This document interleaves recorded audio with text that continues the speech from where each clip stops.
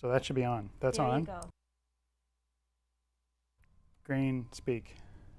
And you're looking like you still have to project a little bit, Bruce. So just speak up a little. So if I just talk in a normal voice, kind of like this, is that going to be okay? That sounds Quite good. nice. I think you're getting pretty good numbers. Okay. But just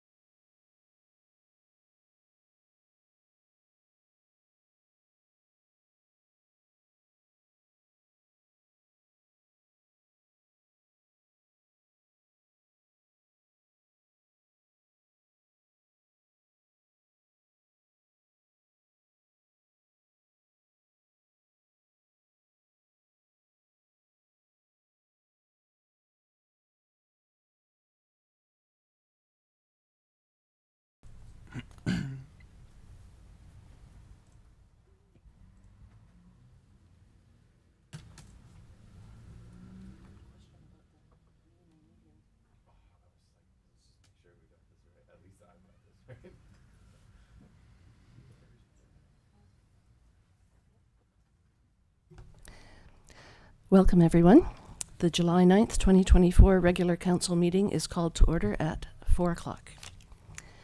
Council would like to acknowledge the Ucluelet on whose traditional territories the District of Ucluelet operates.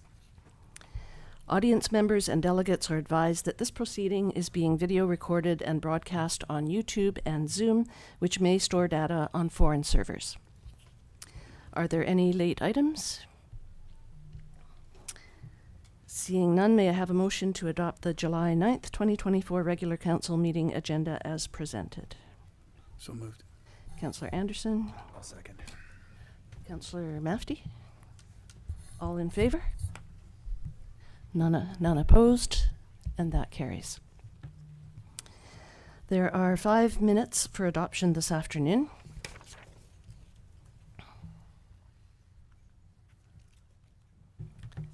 I think Councillor Hoare is looking for a Zoom link. We'll continue with the minutes in the meantime. The first minutes are from the May 7th, 2024 Committee of the Whole meeting. Are there any errors or omissions? Seeing none, may I have a motion to adopt the May 7th, 2024 Committee of the Whole meeting as presented? So moved. Councillor Kennington, I'll second. Councillor Mafty, all in favor? None opposed, that carries. The second minutes are from the May 13th, 2024 Special Committee of the Whole meeting. Are there any errors or omissions? Seeing none, may I have a motion to adopt the May 13th, 2024 Special Committee of the Whole meeting minutes as presented? So moved. Councillor Anderson, Second. Councillor Kennington, all in favor? None opposed, that carries. The next minutes are from the May 14th, 2024 regular council meeting. Are there any errors or omissions? Seeing none, may I have a motion to adopt the May 14th, 2024 regular council meeting minutes as presented? So moved. Councillor Mafty, I'll second. Councillor Anderson, all in favor? None opposed, that carries. The next minutes are from the May 28th, 2024 regular council meeting. Are there any errors or omissions? Seeing none, may I have a motion to adopt the May 28th, 2024 regular council meeting minutes as presented? So moved. Councillor Kennington, I'll second. Councillor Anderson, all in favor? None opposed, that carries. And the final minutes are from the May 30th, 2024 Special Committee of the Whole meeting. Are there any errors or omissions? Seeing none, may I have a motion to adopt the May 30th, 2024 Special Committee of the Whole meeting minutes as presented? So moved. Councillor Anderson, I'll second. Councillor Mafty, all in favor? None opposed, that carries. We have 2 delegations this afternoon. The first delegation is an update from the Clayoquot Biosphere Trust, and I believe they will be presenting by Zoom. Is that correct? So we're looking for Michelle Hall. Hello. Hello, welcome. Thank you. Are you ready for me to press go? Absolutely. Well, thank you, Mayor and Council, for your time today. I want to respectfully acknowledge the territories of Heshquit, Ahousaht, Tloquit, Ucluelet, and Toquot in the spirit of truth, healing, and reconciliation. I will share my screen.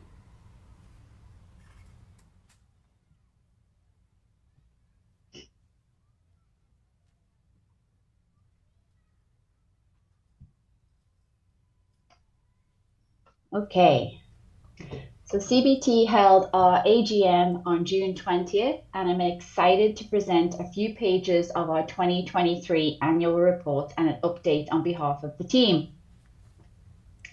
A little bit about CBT. We're your local community foundation as well as the steward of the UNESCO Biosphere designation. And we're really grateful to all of our volunteers. The CBT is led by individuals appointed to the board by the 5 First Nations and the districts of Ucluelet and Tofino and Area C of ACRD.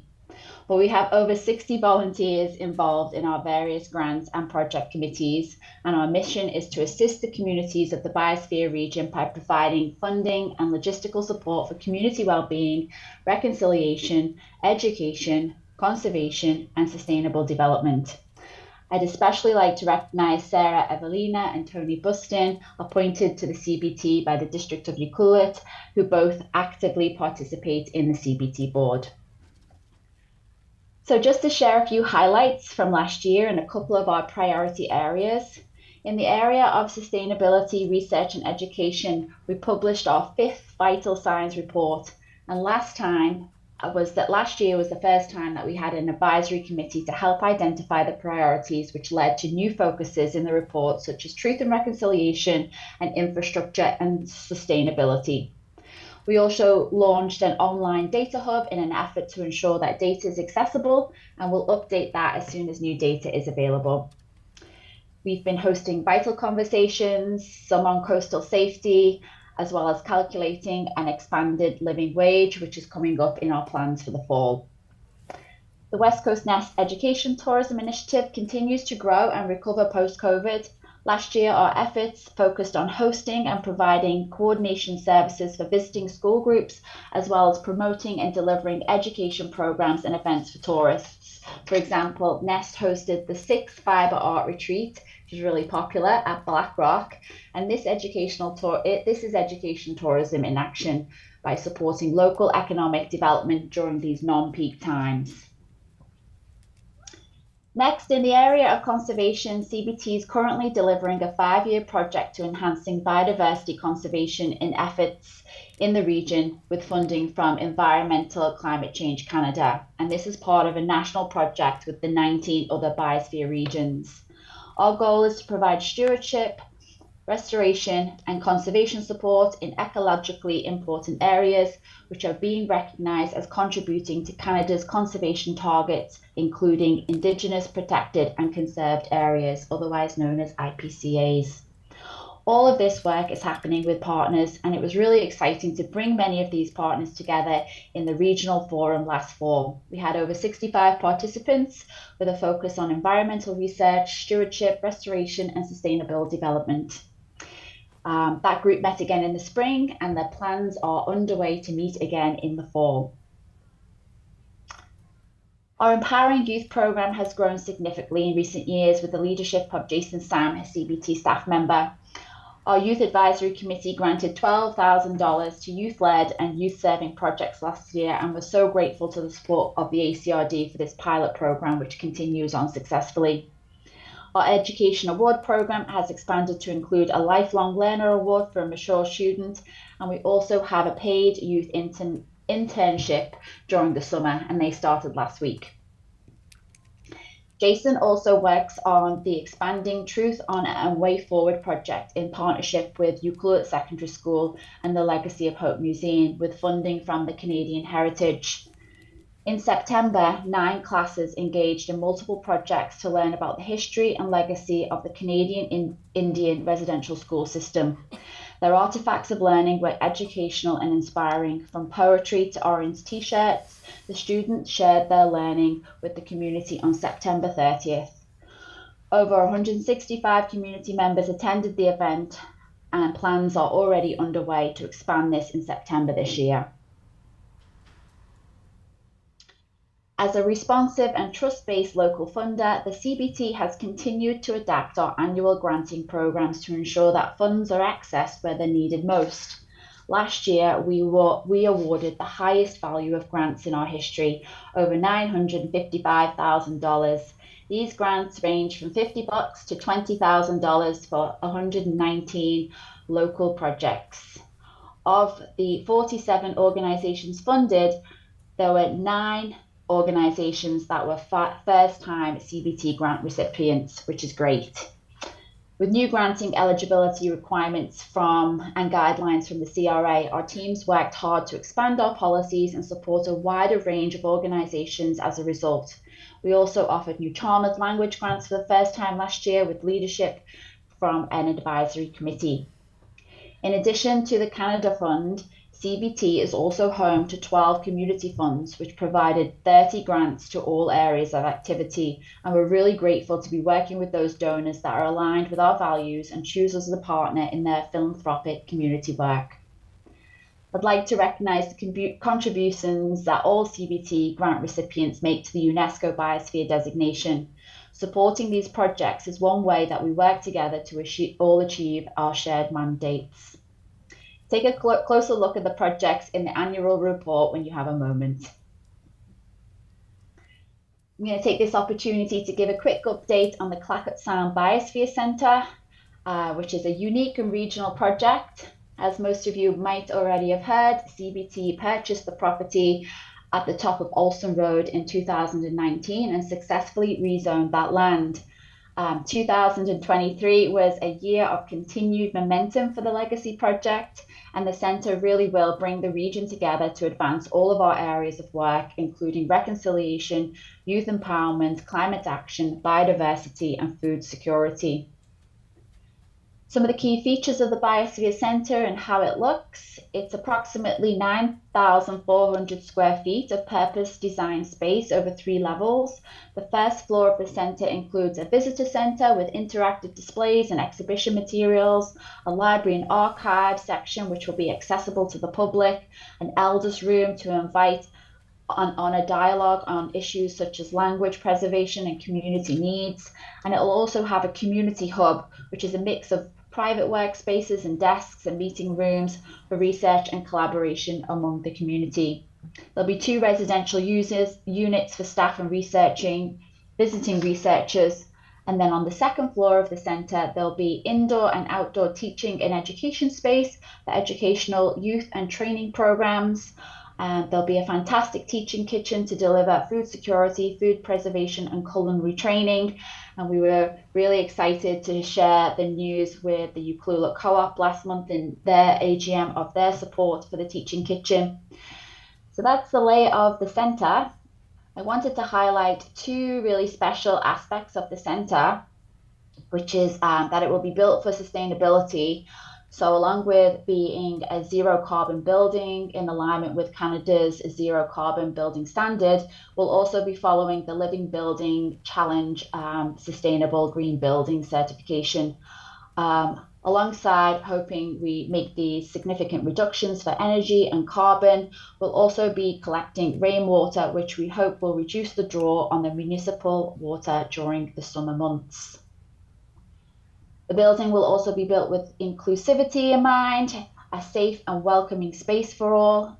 We're really grateful for the input we've had from our Accessibility Committee, as well as Coastal Queer Alliance and Tullow Queer volunteers. It'll feature things like non-gendered washrooms and Indigenous language and accessible workstations in the kitchen. So an overall update of the Biosphere Centre. We are now working on our last phase of the project pre-construction, which is really exciting. So we're in the construction documentation in prep for applying for our building permit in hopes that we can start construction in the spring of 2020 of next year, with a completion date in late 2026. The project cost is estimated at 15.17 million. And for those of you who didn't read the news, we were excited to receive a $7.17 million grant from the federal government. It was for their Green and Inclusive Community Building grant stream. We've raised 9.6 million so far, plus an extra 300,000 for the teaching kitchen. And now we are really focused on philanthropic support and private donations, and we're seeking provincial support.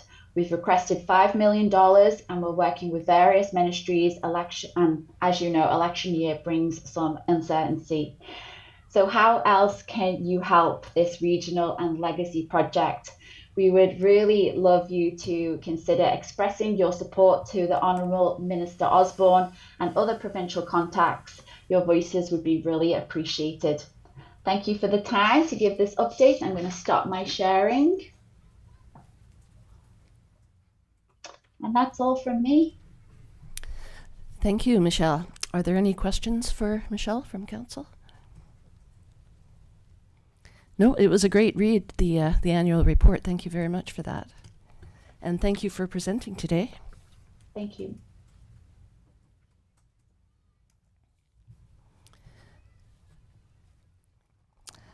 All right, the second delegation is regarding the Fire Underwriters Survey review. May I have a motion to permit the delegation to go beyond the 10-minute time limit, please? So moved. Councillor Mafty, I'll second. Councillor Anderson, all in favour? None opposed, that carries. So I understand the fire chief will introduce the topic, after which Mr. McGuinness will present. Welcome, Chief. Good afternoon, Madam Mayor and Council. First of all, thank you for the amendment to the agenda. There's some very important information in this report that was authored by Mr. McGuinness here. He's the engineer responsible and representing Fire Underwriters, so he's going to present a high-level overview of the report, and there's 16 recommendations in there. So, Mr. McGuinness. Maybe I'll just get the presentation up on screen.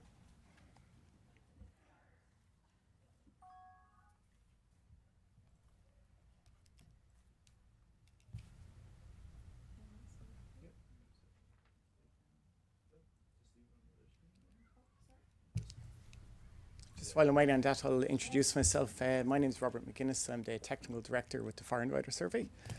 And so this year we updated the fire insurance grades for the district of Ucluelet and did a narrative report around those grades. So this presentation just summarises who we are and how that relates to the updated fire insurance grades. And then we went over some recommendations to do with Ucluelet in particular. So just to give a background of who we are, we're a municipal rating agency. We were set up in about the 1860s. Due to large conflagration losses within cities, underwriting companies were going bankrupt, and they wanted an agency set up to report on the level of built risk and the level of public fire protection available. So these are the kind of conflagration fires that led to us being set up.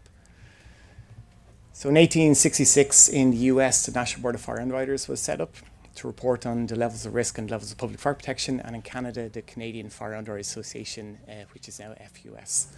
These two agencies are now joined back together again.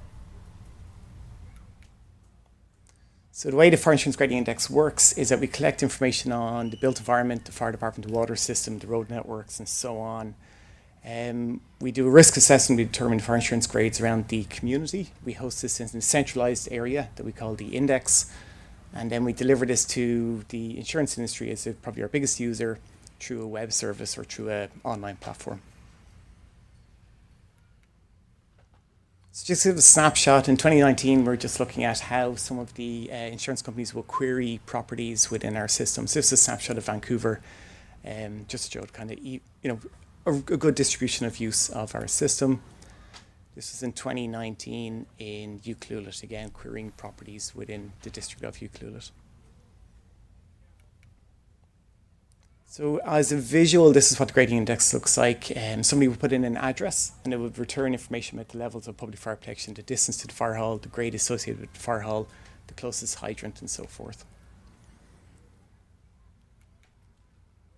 And to give a snapshot of Canada, there's just over 5,000 fire halls, 6,000 communities or fire protection areas is what we call them, about 3,200 water systems, getting close to 1 million hydrants across the country.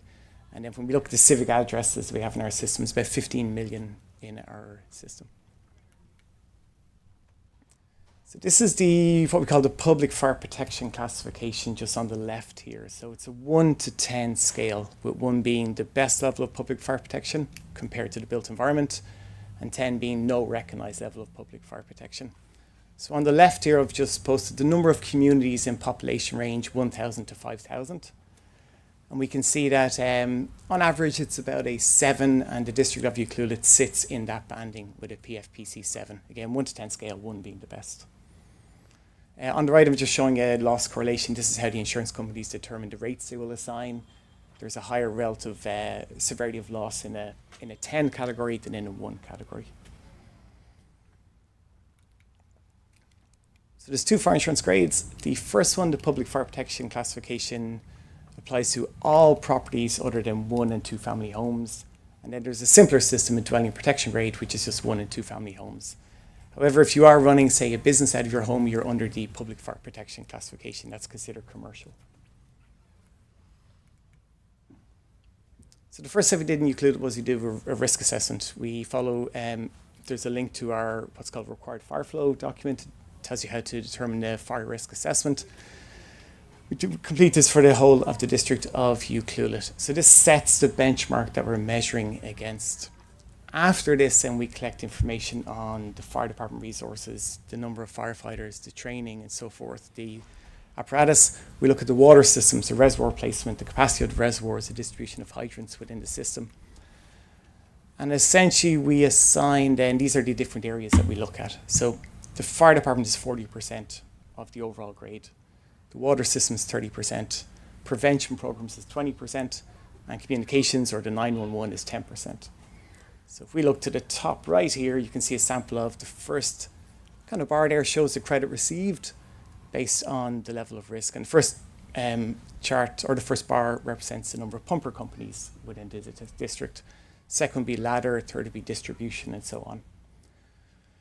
So this is essentially what drives in our report. We produce this report, we talk about each of these sections in the report, and the gap in credit drives the recommendations. So overall, on the 100-point scale, the district of Eucluelet has 39.86 points. So pushing that over 40 would move it to a PFPC 6 or a better grade.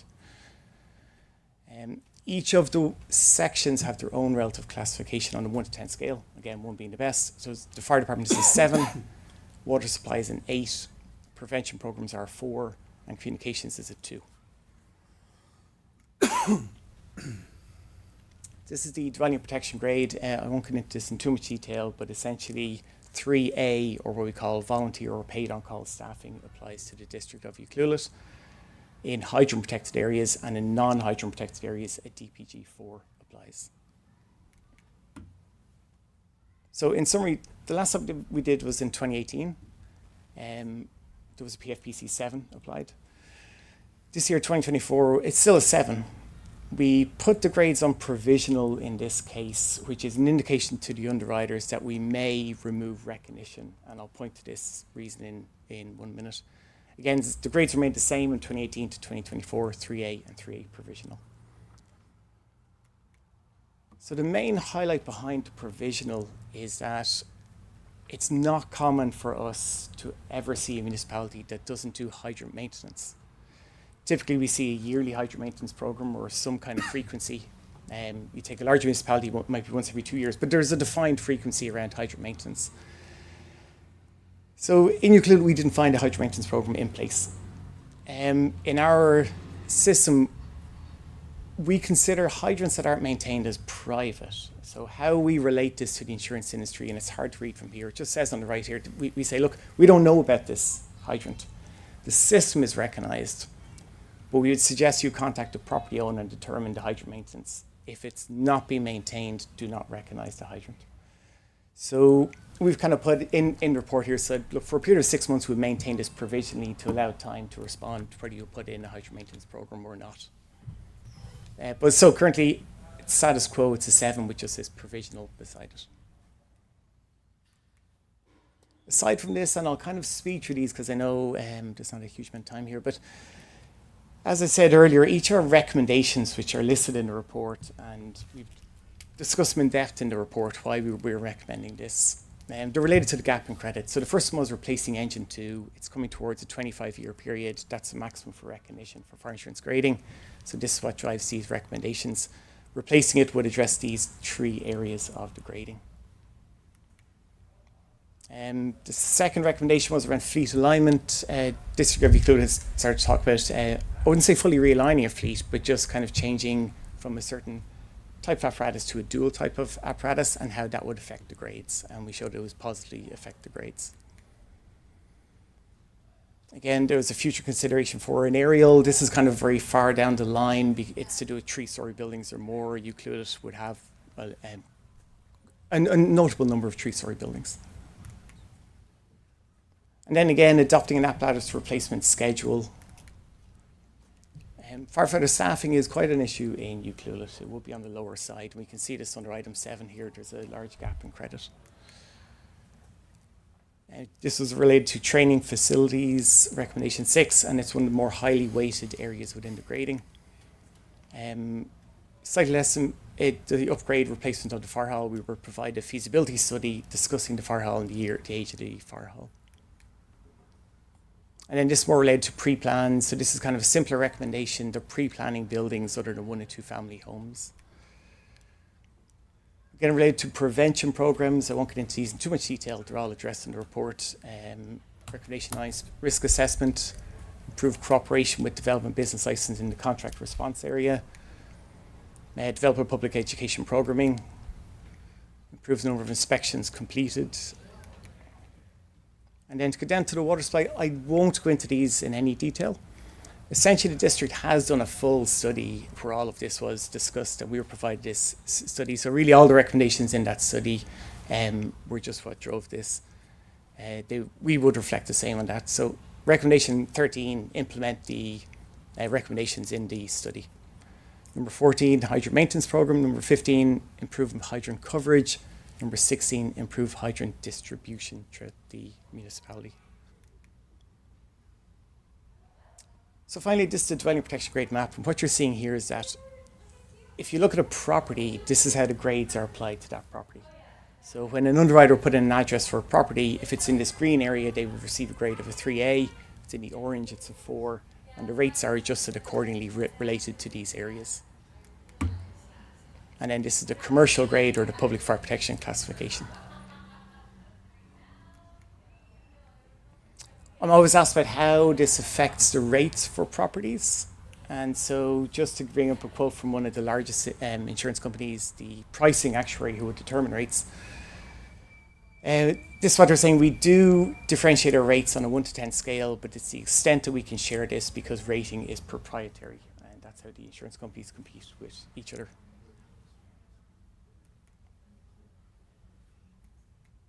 Essentially, so the clicker has stopped working, but essentially the next slide is just related to questions. So if there are any questions at this point, there we go.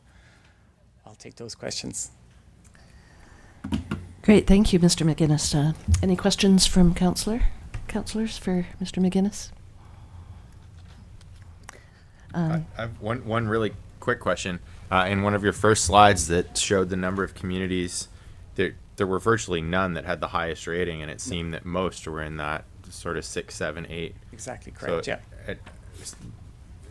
I guess I understand how you have different classifications, and there's an ideal. I'm wondering how to take all of this information into consideration if we're sort of sitting, if our community's sitting well within an average. At what point do we start to strive for something that virtually no other community has? At what point do we say, okay, well, this seems to be good enough for just about everyone else? Yeah. How does that factor into the recommendations that you make? Are the recommendations that you've made recommendations to follow to achieve the highest possible rating, or are they more sort of like low-hanging fruit that we could? No, they're actually more related to maintaining the grade. So really, the one I've highlighted there about hydrant maintenance, if that's not done, say, or if there is no hydrant maintenance program in place, we would move to kind of change that grade.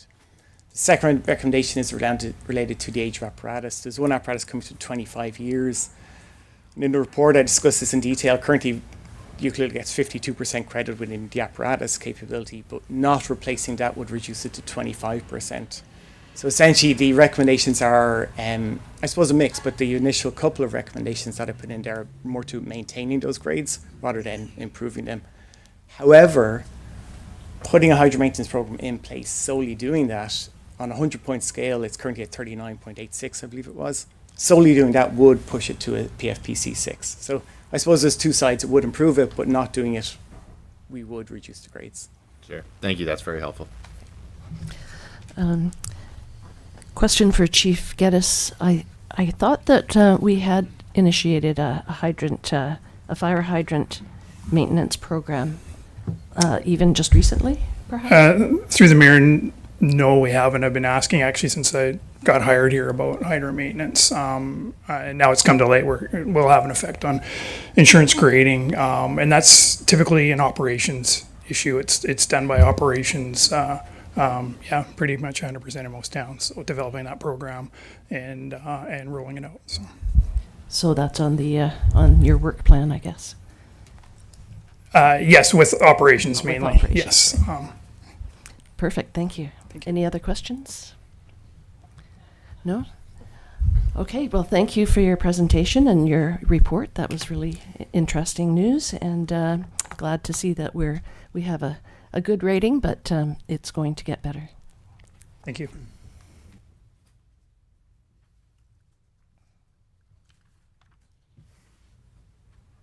Is there any unfinished business? Seeing none, we have 2 bylaw items. The first bylaw item is 7.1, Development Application Procedures Bylaw number 1350-2024, and this report will be presented by the Director of Community Planning, Mr. Gregg. Thank you. And bear with me for a second. They wired me with a new mic, so can you hear me okay?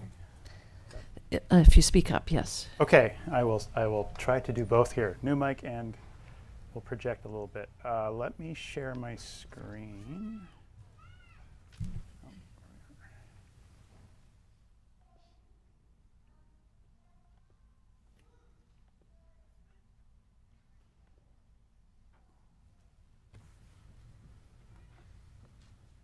Okay. So council saw this item previously, and at its June 11th meeting, and gave some feedback to staff and some direction on drafting a bylaw, and so here it is, as in its draft form. And so I just really briefly, that the bylaw, sort of at the highest level, it does a few things, and this will be replacing our existing development application procedures bylaw, which is about 10 years old, if it were adopted. It, as the report notes, it essentially goes through, and as many of these bylaws define a number of things. Oh, here we are. That generally in most municipalities, this sort of procedural bylaw defines general processes, things like notification requirements. The sort of pre-application review is something that's clarified in the new draft of the bylaw. As well, it gets into delegation of authorities, and that's one of the new pieces. And that, there we go.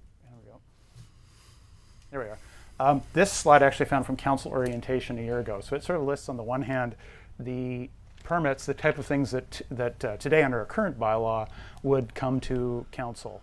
So some things have to come to council. Bylaws are adopted by council, and that cannot be delegated. So OCP bylaws, rezoning applications, development permits, development variance permits, temporary use permits, liquor, cannabis licensing referrals. Some of those need a council resolution, so they come to council. And then there are some things that don't come to council, so sign permits, building permits, business licensing, board of variance, subdivision. Those are essentially already within staff or appointed officers. And this just highlights that within the new bylaw, as in many communities are looking to streamline their processes by using the legislative authority to essentially delegate the authority of a number of these things so that they can be handled at the staff level. Development permits, minor development variance permits, temporary use permits, and some of those liquor, cannabis licensing referrals, which are not some things that we see frequently in UCLILIT. But when they come in, like new permits, for example, need a council resolution. They would still come to council, but minor things like moving a location, or there's some things that don't need a council resolution. The bylaw, essentially as it's drafted, would enable delegation of all of those things. For the development variance permits, there's a couple of sections there that talk about sort of the criteria of what is minor and how staff would have to look at that and determine that. And that's a requirement of the legislation, is to set out what are the categories of, what is deemed minor. It's got to be established in the bylaw. And so essentially we've taken all that in, prepared a draft bylaw for consideration, which is on council's desk. This is sort of part of our work plan, part of tuning up our processes, but also trying to accelerate how we handle development applications, particularly some of the more straight ahead day-to-day things.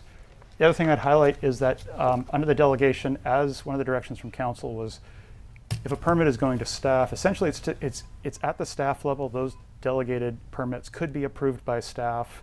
If staff are at a point of like, well, we've reviewed this internally, we've looked at all the departments, we don't think we can approve this, then it automatically would come to council.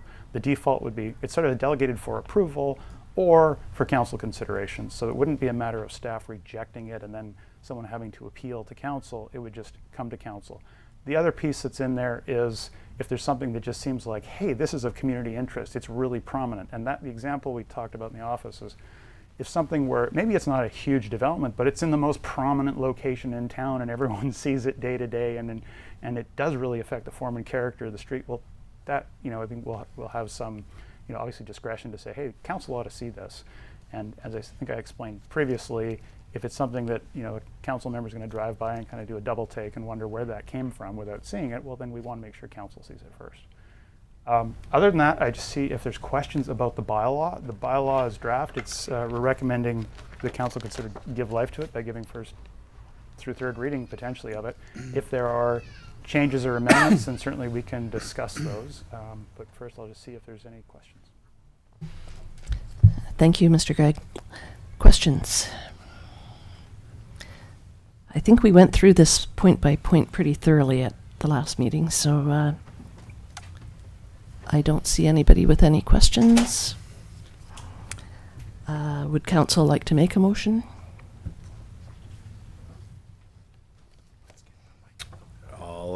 I'll move that council give first, second, and third reading to District of Ucluelet Development Application Procedures Bylaw number 1350, 2024. Thank you, Councillor Mafty. Do I have a seconder? I'll second that. Councillor Anderson. Any further discussion? All in favor? None opposed, and that carries. Thank you for your work on this. Thank you. The next bylaw item is 7.2, zoning amendment for 1567 Imperial Lane. And this report will be presented by Ms. Newduck. Thank you.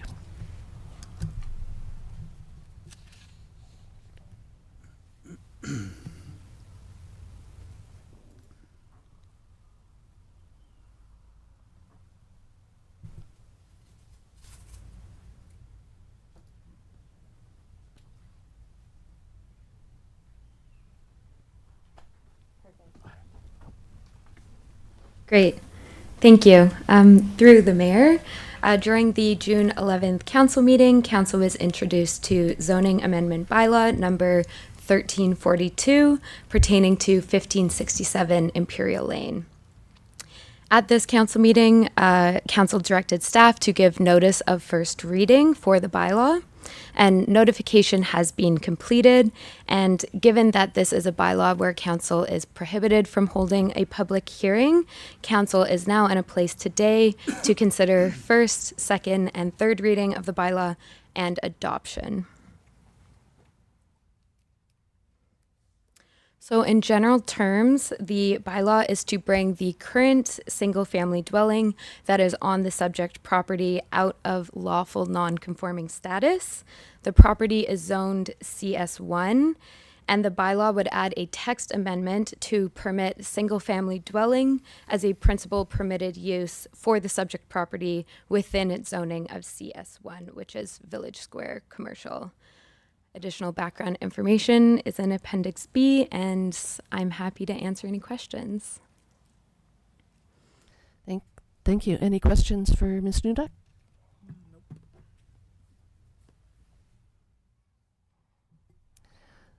I can't see Councillor Hoare. On?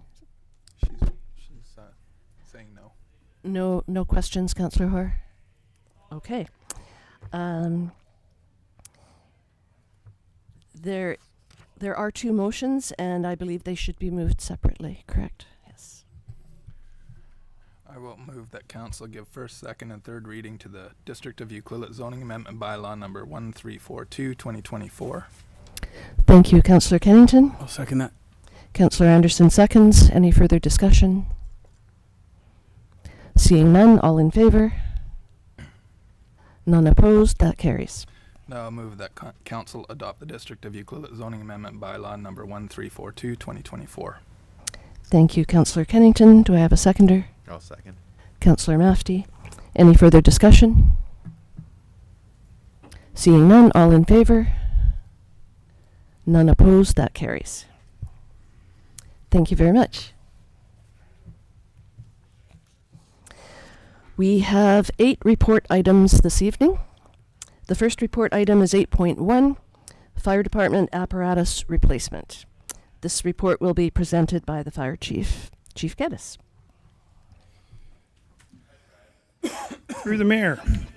This may come as a bit of an early surprise. It was to me, but I'll hopefully explain the rationale here for the recommendations today of basically speeding up the replacement or the beginning of the process of the replacement of Engine 2, which will satisfy, I believe, 3 of the recommendations in the recently presented Fire Underwriters report. So as we know, Engine 2 is due for replacement. Problem right now, this day and age, fire apparatus, the pricing is getting out of hand. It's tough to get a fully stocked apparatus for under $1 million, and it's going up exponentially. A lot of that due to supply chain inconsistencies. So what some companies are doing is producing stock fire engines. It's basically like when you drive by a car lot, rather than saying, yeah, I want to order the green one next year with the leather seats and the sunroof, just taking what they have in a lot at a reduced price. So some of the fire apparatus manufacturers are able to allot the construction of stock fire apparatus as their schedules permit. So in recent conversations that I've had with a few fire apparatus suppliers, specifically Fort Garry, I was talking to their sales rep asking what they had and if they had anything in the near future, and he gave me a couple examples, and you'd be happy to know I am not even talking about the more expensive ones. So when he presented this truck to me as an option of a stock truck that they're just in the early stages of producing, but it already has its spot in the production line, so the timing is guaranteed. In order to build a fully customized fire apparatus right now, it's about 2 to 3 years from design to the time it rolls off the production line, and a lot can change in those time periods, and a lot of pricing can change in that time period. And in fact, and it's referenced in my report, and all the manufacturers are saying that oftentimes, even though they have a quoted price at the original for the original purchase of an apparatus, they're not able to guarantee that price because of the time lag and the inconsistencies in the supply chain. So the more I get talking about this particular truck at a base price of $510,000, and the timeline is early in the new year, which I provisionally had replacement of Engine 2 in next year's 5-year budget. But of course, this would be before the next year's budget is approved. So that's why we're here asking to basically to move ahead on this truck for many reasons. Biggest one is cost, timing as well is a big one. So basically, if we go to the analysis of options, and I'll scroll through them. There's lots of pros, obviously.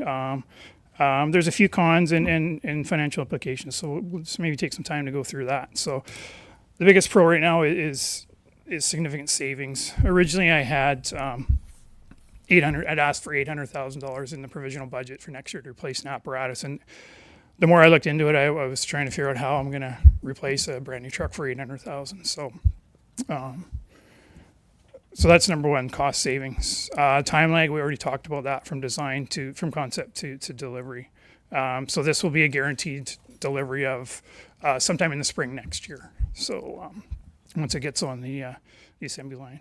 The apparatus would also support the fire department's apparatus realignment plan as referenced in the recent Fire Underwriters report. So, and that plan consists of one pumper, which is Engine 1, which is our 2017 engine. This new proposed rescue pumper, I'm calling it, because we would use it for road rescue as well. And that way it would give us more flexibility, more versatility that we don't have right now. And also, again, is going to improve our insurance grading because of the versatility of this particular apparatus. And then down the road, replacing our current rescue truck with a mini pumper, which again is going to add to our versatility. It's going to allow us to get down some of those driveways we can't currently get down. It's going to allow us to even get out of the barn in that 100-year snowstorm like we had a couple winters ago where we couldn't get out of the barn at night when we had that big snowstorm. So, and again, that's going to increase our grading for insurance purposes. Currently our rescue truck, Rescue 1, which this truck is also, it's going to sort of replace two trucks, Rescue 1 and Engine 2. So Rescue 1, which is our current rescue truck, is the highest maintenance and the least versatile apparatus in our truck. It has a purpose. It's a good truck, but it's not very versatile. We've had continuous problems with the pump system on it. It doesn't have a rated fire pump as well. It's not an actual fire apparatus, although it looks like a big industrial truck, which it is. It has a different pumping system on it that's not rated by fire underwriters. It only produces foam. Foam is great in some instances, but it has its limitations as well. And we have had constant problems to the point where we can't produce foam. We haven't been able to for a couple of years in that truck. So it's a big thing we're driving around town, unnecessarily, I would say. So we would replace down the road, use a mini pumper, again, a smaller apparatus for our medical calls around town rather than racing around this big truck. And then use our new proposed new truck that I'm asking about today for our highway rescue. That would also give us better firefighting capability on these road rescue calls that we have in the middle of nowhere between here and Port Alberni. Typically, road rescue is our mandate when we're on those calls outside the municipal boundary. We're not mandated for fire protection, but if a vehicle catches fire and we're there with our fire truck and we can't put it out, it puts us in a real predicament for safety for our firefighters and for the public. So. The new truck also would actually have this stock apparatus that I'm looking at. Also would have the biggest pump, so the biggest pumping capability of our fleet is a 1,250 gallon per minute pump on it, which is it's a lot of water. So getting back to the script here and the concept, the apparatus, proposed apparatus, is early enough in the design build process that some customization would still be possible. And when I say customization, and that's why I've asked, not for 510, I've asked for 700,000. You might ask, well, why if we can get a truck for 510? Why am I asking for 700? It would need some customization. It's a bare bones stock truck, so it doesn't have shelving in the compartments. It doesn't have the electrical run to charge our rescue tools. It doesn't have matting. It doesn't have the mounting for our tools that we would need. We would need to add things like scene lighting, mobile radio, power for that, power for iPads, hose and appliances, nozzles, fittings, things like that. Drop-down chains for in the snow.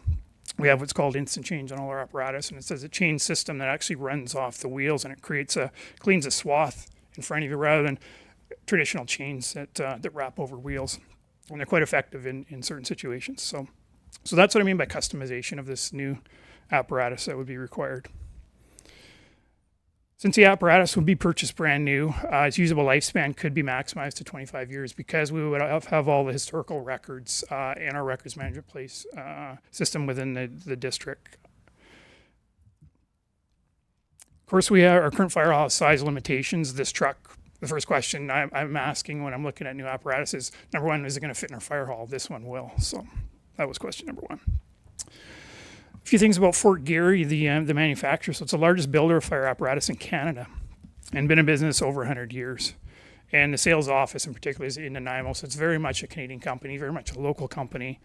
The sales office in Nanaimo has been there forever, has a very good reputation. And it's nice that they're that close if there are issues. Fort Garry's authorized by underwriters to build apparatus because that is big. You need that fire underwriter's stamp of approval on it, literally. Their mobile warranty technician is actually based on Vancouver Island as well, and it's the only company that I know of, manufacturing company, that has their mobile apparatus, mobile warranty technician on Vancouver Island. And it happens to be the same company we actually currently use for our annual testing of our pump. So he's familiar with our town and our needs and our apparatus. Also, purchase of the apparatus would provide significant decrease in the amount of staff time normally involved in such a process. Because the truck's already designed, I don't have to, typically when you build a fire apparatus, you really have to spec pages of items and be really clear and blunt. A lot of that's already done. It's just the add-ons now that we would have to do. So this would save hundreds of hours literally of my time and meeting with my crew to review what we want for this truck. So some cons of purchasing the truck. So the biggest one is a compromise. We're not getting a truck that's 100% designed by us for our needs. And the biggest issue as far as compromise is the wheelbase of this truck. It's quite a bit shorter than our current engines, but it's a little bit longer than our rescue truck that we're using on the highway. You might ask why that's important. That's important for getting back to town, basically, because our engines right now, sometimes we would have to drive 4 or 5, 10 kilometers to just turn them around because they're so long to find a suitable spot. Our current truck that we use on road rescue, we can turn around basically on the 2-lane road. The wheelbase is that short. So new proposed truck, slightly longer wheelbase than our current rescue one, but quite a bit shorter than our pumpers. It's about 2 feet shorter than our current engines that we're using. So that's going to affect maneuverability. As well as the compartment design and layout, it is what it is. It's stock, but we can adjust to that. So, and as stated in there, I said I'm confident that the benefits of purchasing this truck far outweigh these small drawbacks. So, and of course, typically a purchase of this magnitude would require a competitive bidding process. And financial implications, so I've already sort of touched on this, but due to numerous external factors, there can be significant cost increases associated with design and purchase of custom fire apparatus, mainly because of the time lag and the supply chain. So, and many manufacturers are putting clauses in contracts for sale now, saying they're not able to necessarily guarantee that price at the end of the road. So how are we going to pay for this? Or when we're going to pay for this. So what happens, the cab and chassis is actually built in the United States. There's no manufacturers in Canada. It's a Freightliner cab and chassis. So it comes up from the States. Fort Garry buys it. They take it to their plant in Winnipeg, and then they turn it into fire apparatus. So once that cab and chassis arrives to Winnipeg, then it becomes ours if we move ahead. And the cost on that is approximately $200,000. So that would be due early in the new year. Purchase that cab and chassis, that's ours. And then the balance of the invoice would be due upon delivery, inspection, and approval. So there is a final sign-off like any project. So, in talking to manufacturer, if we ordered this cab and chassis today, it's going to be $30,000 more than this price that's quoted on here. This is a sale price because they already have everything they need to build. It's just a matter of slotting in the line. So it's significant cost savings there alone. So. And then we already talked about the need for customization or the other items that we would need to add on to make it serviceable. And then, so if council does not approve, so there's no real obvious advantages that I see to not approving it. Cons are stock apparatus is not always available. So yeah, there might be another one available next year, but there might not be as well. There's no guarantee. That's why I sort of put my name on this one provision. I said, hey, can you put my name on it till I talk to council? And they were quite willing to do that. So ordering a custom unit in 2025 would mean a delivery date of 2027 to 2028 at best. And then significant staff time would be required to design and order custom fire apparatus, of course. And implications, so I'd sort of provisionally allocated $800,000 next year for apparatus replacement. If no stock units are available at the time, we're going to be hard pressed to find a new truck for that price. So. And then lag time, we talked about that. So that's my sales pitch, and I'm gladly take any questions. As you can see, my recommendation. Oh, the picture in the report is not the truck, but it's one they built last year, and that's what it would look like. For all intents and purposes, it looks like what we have. The big significant difference is the shortened wheelbase. So to the outside eye, that's the big thing. So. Recommendations are, of course, council approves sole sourcing of the 2025 Fort Garry pumper from Firepower Emergency Apparatus for the base price of $510,000, and that council approves an overall project price not to exceed $700,000 plus GST, of course, which we get back. So, Great, thank you, Chief. Pleasure. Any questions for Chief Geddes? I just have one quick question through the mayor. I understand that one of the major selling points is this vehicle is like it's already there. So I'm just wondering what the extra $200,000 is between the $500,000 base price and the maximum $700,000 overall project price. Through the mayor, so the extra ask of 700,000 is for things such as chains to drive, in the snow, corrosion prevention, which is important to maintain the life of it. Compartment trays, mounting brackets, mounts. It's very bare. This 510 is very bare bones. It's not an operational truck at that point. So we need to be able to mount our equipment, store our equipment.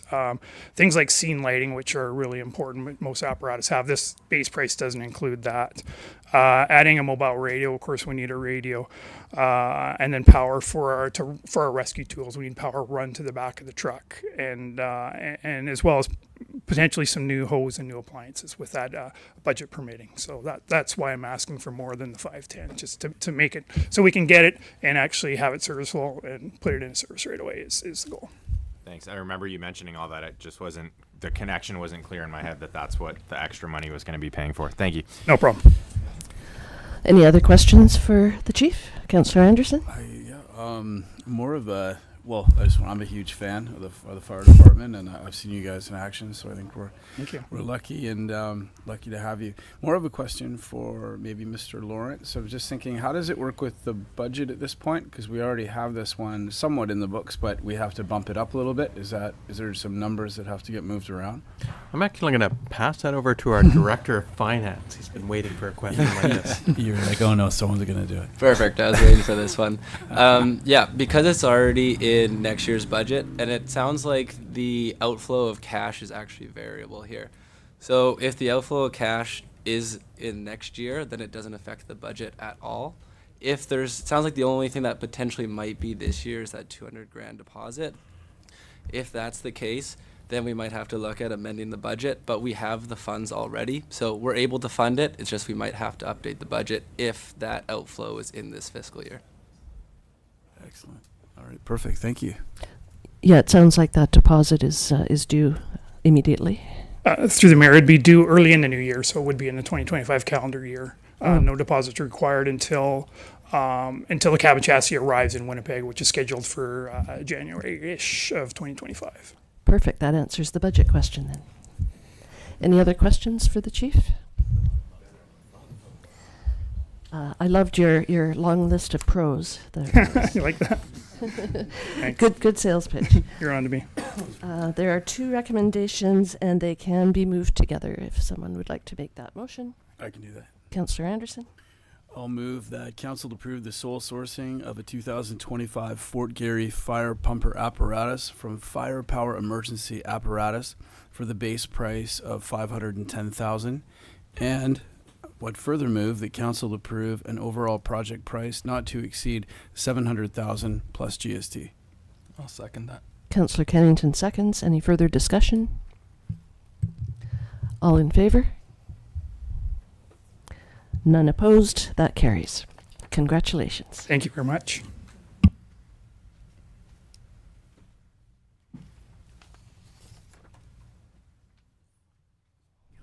Take note, Mr. McInnes, and see what you can do about our rating. He's gone.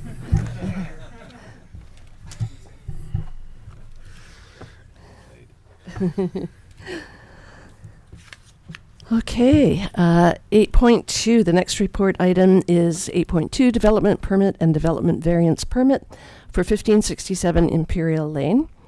And this report will be presented by Ms. Nuduk as well. And after staff presents, the applicant will have an opportunity to speak, and then members of the public will have an opportunity to comment on the proposed development variance permit. Welcome back, Ms. Nuduk. Perfect. Thank you. Through the mayor, these permit applications are related to zoning amendment bylaw number 1342, which was just adopted. Therefore, council is now in a place where they can consider development variance permit 2402 and development permit 2403 for the same property, 1567 Imperial Lane. So as an overview, the applicant is proposing a series of exterior renovations, which include replacing some decks, some landscaping, and notably removing the garage door and backfilling the existing downward sloped driveway to create a leveled, permeable parking area. The subject property is a shoreline property and falls within the Marine Shoreline Environmental Development Permit area, and the applicant has obtained a qualified environmental professional whose mitigation recommendations are included as provisions in the development permit. In addition to the DP, the proposed leveling of the parking area that I mentioned includes a retaining wall along the southwest side side yard property line. And the development variance permit is to allow for the retaining wall to be constructed at a 0 meter setback from the property line, whereas the zoning bylaw specifies a minimum setback of 1.5 meters. And the yellow lines on the screen show where the property line is and where the retaining wall would be. So notification for this variance has been given and is completed, and council should open it up for public input on the variance for anyone who wishes to speak to it. And I'm happy to answer any questions on it as well. Thanks. Thank you, Ms. Newduck. Any questions from council for staff? Seeing none, would the applicant or their representative like to address council? The applicant is not in the audience. Are they online, perhaps? It would be Mr. Whitaker, I believe. If the applicant is online and wishes to speak, please raise your hand or *9 if you are on the telephone. They don't appear to be online. Okay. Are there any members of the public attending in person that would like to provide input on development variance permit 24-02 relating to the property at 1567 Imperial Lane? Yes, you would like to give input? Would you step up to the microphone, please? Did you put your hand up? I thought I saw it. Yeah. Oh, sorry. Thought you had your hand up. Okay. I don't see anyone in the audience that wants to give input. Are there any members of the public attending by Zoom or telephone that would like to provide input on this development variance permit? If so, please raise your hand or *9. No hands are raised at this time. Okay. There is one item of correspondence as part of this package, if council has read that. Are there any unpublished correspondences on the development variance permit?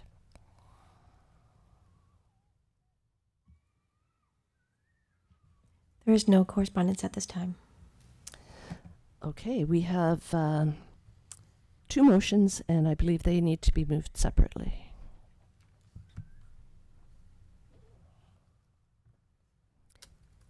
Anyone? Sure. I'll move that council authorize the Director of Community Planning to execute and issue development variance permit DP 24-02. Thank you, Second. Councillor Mafty. Councillor Kennington seconds. Any further discussion? All in favor? None opposed? That carries.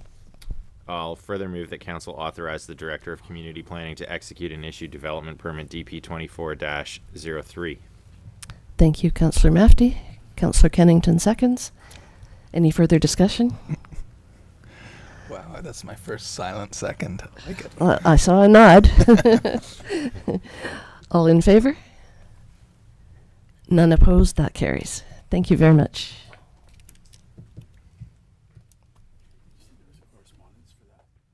Yeah.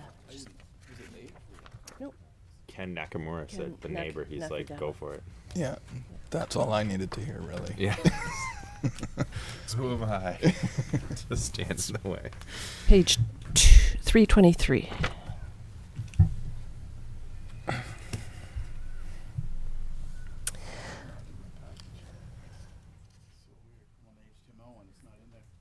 It's not in the electronic version?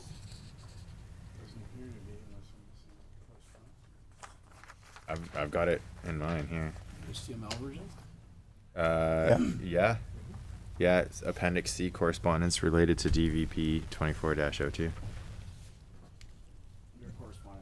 Yeah. No. No, under the it's part report. of the report. You might not have the same high clearance level that I do, though. Oh, yeah, within the, sorry. Yeah. Within the report, not under Yeah, correspondence. when I heard correspondence, I thought, wait. Yeah, no, sorry about that.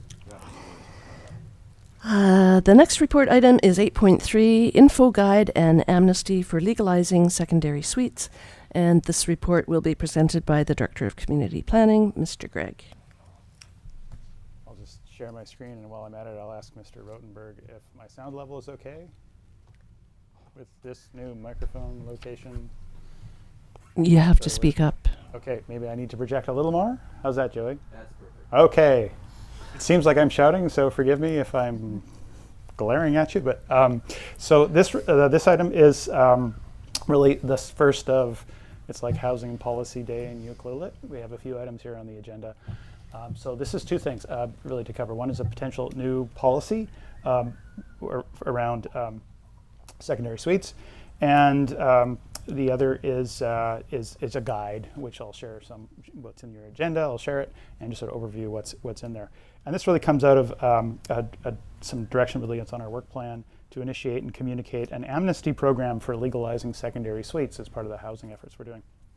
And the draft policy 13-6723-01 would enact such an amnesty program, essentially, to encourage the legalization of existing unpermitted secondary suites.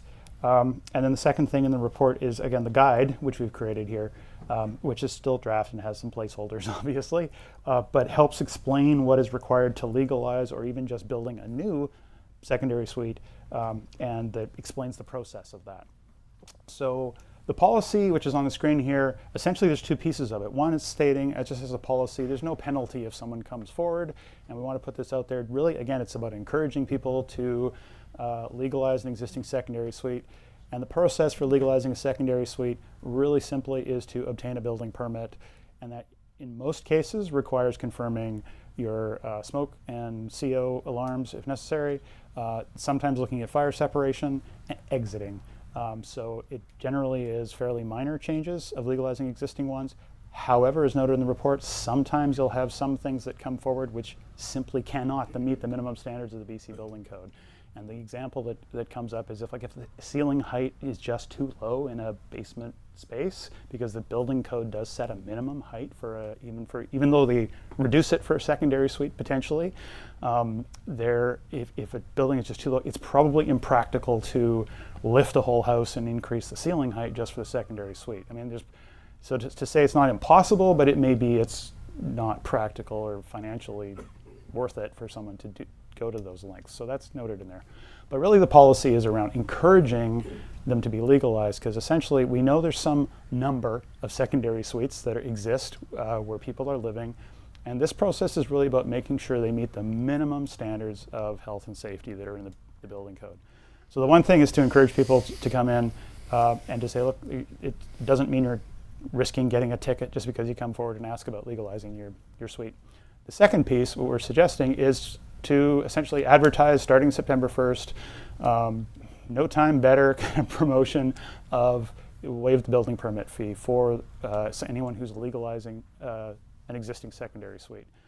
The dollar value on that, because the renovation or the permit work is relatively minor, it's usually the minimum fee, which is $120. Essentially, it's the permit review fee, is it?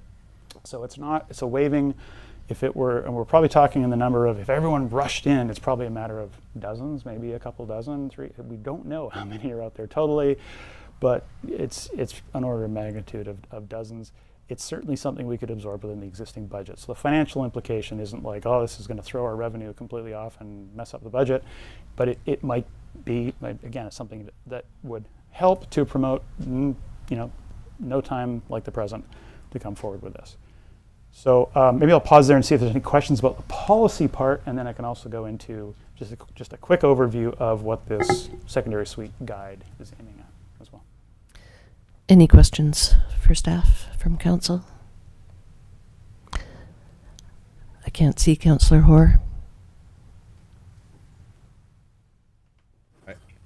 No questions. Okay, thank you. I have one quick question, and maybe I just didn't get this clearly in my mind. If someone approaches you under the amnesty, they try to make the moves, the conclusion is no, making this suite compliant is going to require fundamentally adjusting the ceiling height or something totally impractical, so you say this can't happen, and then they continue renting out that suite. What happens? Because either that amnesty basically carries on indefinitely. Well, the amnesty is essentially around we're not going to give you a ticket just because you came forward and asked the question, essentially. And we'll give you a free building permit if you do it in the next 12 months. That's kind of to encourage people to come in, Okay, no better deal. But if they come in, but the example of your question, it's no different than where it's at today. Today, if the neighbor complained and said, hey, I think someone's operating an illegal basement suite next door, and we investigated and found there's no permit for a suite, and we go and we look at it, you don't meet code, it's a bylaw enforcement issue. It would be no different in that situation if we looked at it and said, hey, this can't meet code, and they choose not to do extraordinary measures to make it meet code, essentially.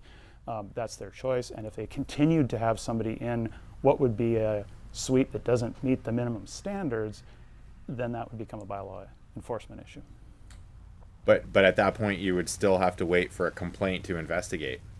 No. In that case, we would be aware of it. Enforcement measures are ultimately up to council. As you know, under our bylaw enforcement policy, there's sort of a range of things. It could be a ticket, a note to file. It really depends on the case. But council, when you get into the steps of things like remedial action or getting a court injunction or something, those generally reserved for if there's a real safety concern, it elevates and goes all the way. Sometimes it's look, there's a note that there was work done without permits, and there's a section 57 registered on title, so the future owner doesn't think this thing was legalized with a suite or with a building permit. So there's a lot of what ifs there. It really depends on the situation. But essentially that situation, what we're talking about is, today someone's living in a space that doesn't meet minimum standards. And if someone came in and said, well, I want to legalize it, and they find out, well, okay, here's what's necessary to meet the minimum standards, and they're not willing to do that, then that becomes an enforcement issue. I get that. I just struggle with the whole amnesty thing. I think it's great, but I can imagine a situation where someone is like, oh my gosh, okay, great, this has been weighing on my conscience. Now I'm going to do the right thing. I'm going to go in there. Then they find out that they actually can't afford or they can't practically do it. And then the amnesty actually means nothing if they're then going to be, it's like, well, the amnesty was only if you could do something about it, and if you can't, now you're busted.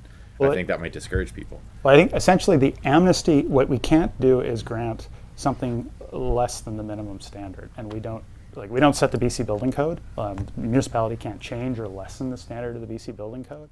How far we go in enforcing would ultimately be a property-specific question and likely decision of council. So again, if it's health and safety is what it's all about. If someone is living in a really unsafe situation, then I would expect that there would be action and ongoing enforcement to resolve it one way or another. So the notion of amnesty doesn't mean the building code doesn't apply and you get a permit for anything. Essentially, the municipality can't be saying you can live in substandard situations. It's like meet the minimum standard, which in most cases is exiting, maybe some drywall if the fire separation is not there, but in a lot of cases that's not even necessary. It's more around, do you have the proper smoke alarms? Now's the time to upgrade them. And so they tend to average, I think it's in a few $1,000s, as opposed to a new suite. There's over the last 10 years, the average cost, the construction value of creating a new suite is $60,000 to $70,000. The legalizing existing ones tends to be more like 6 to 7. And I think the second part of this is the guide to building or legalizing a secondary suite. So that would be the document that prospective people wanting to legalize their suite could read through and determine what would be required for them to do that. Through the mayor, yes, the guide goes into that and has a section actually that speaks specifically about what about legalizing a suite? What do I need to do so that the idea here is to get information out there, either for someone who's considering building one to know, okay, what am I getting into? What kind of code requirements are there? What kind of plans do I need to bring forward? What's the process? But also for someone who's looking at legalizing it, to have some information there. And contacts, so that they go, okay, I've got questions, who do I talk to? So that there aren't any surprises. If there are no other... I have a question. Sorry. Okay, sorry. To Councillor the mayor. Kennington? How does this relate to zoning? So let's just say, I'm not sure which zoning that would be, but let's say you had a zoning that didn't allow for a secondary suite, and they came to you. Where would the amnesty be there? Would we be granting them a temporary use permit, or would we do a site-specific zoning amendment? And would that be covered under the amnesty program? So through the mayor, so secondary suites are an accessory use to a single-family residence. All of our single-family residential zones allow secondary suites and accessory dwelling units now. Mm-hmm. So the use isn't likely to be an issue. That's zoning. Mm-hmm. The one hiccup I could see is if someone has a secondary suite, and it may be that they maybe even had a permit for the secondary suite, but if there's a building scheme, which is a private contract essentially in a neighborhood, that didn't allow it, and they came forward and they were trying to legalize that. We can't legalize that. That's a private matter on that contract. So how about tangential? in what if they have multiple suites, which wouldn't be covered in the zoning, because I think you're allowed one? Yes, And secondary they have suite, zoning allows a secondary suite. Multiple suites, now we're looking at a zoning amendment. And unless we see other zoning amendments happen, we've talked a little bit about, there's going to, I think most municipalities are looking at the small scale multi-unit housing. We've met our requirement in June 11th. It was bylaw 1346, if I remember the number correctly. Made some changes to make sure that any size lot in town could have a secondary suite or an ADU. Most allow both, and so that meets the minimum requirements, but there may be other things to sort of meet our housing needs according to the legislative requirements, where we may be looking at, so that, again, what was a single family residence, do you have a 3-plex or a 4-plex or things like that? Currently our zoning doesn't allow it. Someone would need to change the zoning to say, okay, I want to have 2 or 3 or 4 secondary suites in their property. That may take a zoning amendment. That said, there's one zone in Ucluelet that does allow, the VR1 zone, which applies to like a dozen properties.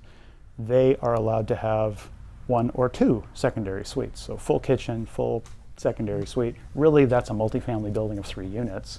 In our zoning, it calls it that secondary suite. I believe all of those were zoned specifically. I'm not aware of any of them that were built without taking advantage of that specific zone. So in terms of permitting, I think they're all permitted. Okay, thanks. Any other questions for staff? And if you like, I can go through the guide. Sure, go ahead. So just a brief overview of the guide. It really is to trying to put all the information in one place for someone who's sort of starting out. It does look at what are the benefits, talks about the benefits, some the incentives, pre-application requirements, what people should be thinking about before they get into the process. It also gets into like zoning requirements. I'm talking about what does someone need to know about the size and the percentage and all that for a suite. Access, parking, addressing, code requirements. It starts to get into that. So a table of like, what do these mean, these different code requirements? And there's some options of how somebody can meet the code, like within the building code. It's like you can approach it one way or another to sort of meet the minimum, particularly when legalizing a suite. It gives some flexibility for an owner. Also, again, code requirements, things around exiting, electrical, ventilation, plumbing, heating, all of these things are, it's a dwelling unit. It's where somebody's living, so the BC Building Code specifies minimum standards for these things. And so it really kind of triggers or speaks to what are the things that people typically run into. One of the things with ventilation is a suite, it can't have interconnected, ducts running from one, say the furnace, an old furnace, in legalizing a suite. If it was a ground floor suite and there was a ducted furnace and it just had an old vent and the duct goes through the wall between the main house and the suite, that's not allowed by code because a fire could go through that. It's a risk. So that's one of the things like, I'm legalizing a suite. It may mean blocking off, removing that duct and putting in a baseboard heater. So those are the kind of things that the guide kind of gets into. There's a little box on the upper right, it's too small to read, which talks specifically about how do I legalize a secondary suite. It's trying to, get to those frequently asked questions. And it includes sort of a sample floor plan, and what's a little note there, and you'll see a big placeholder in the agendas. Also, we want to have an example site plan. And this is intended really not to say, this is the way to build it, there's only one way. Of course not, every house is different. There's probably 1,000 ways to do it, but really to show what's the level of detail that you need on a set of plans that answer like, what are the questions? Like, give us a few dimensions, show our parking spaces on a site plan, those things. So people, get a sense of like, oh, okay, I can do that, or do I need to hire someone to do that? They have a sense of what is needed. And then on the right-hand side of the screen there is also, there's a checklist for someone to use to sort of go through, okay, what do I need to bring in so they can sort of assemble their pieces. I think that's really it for the guide.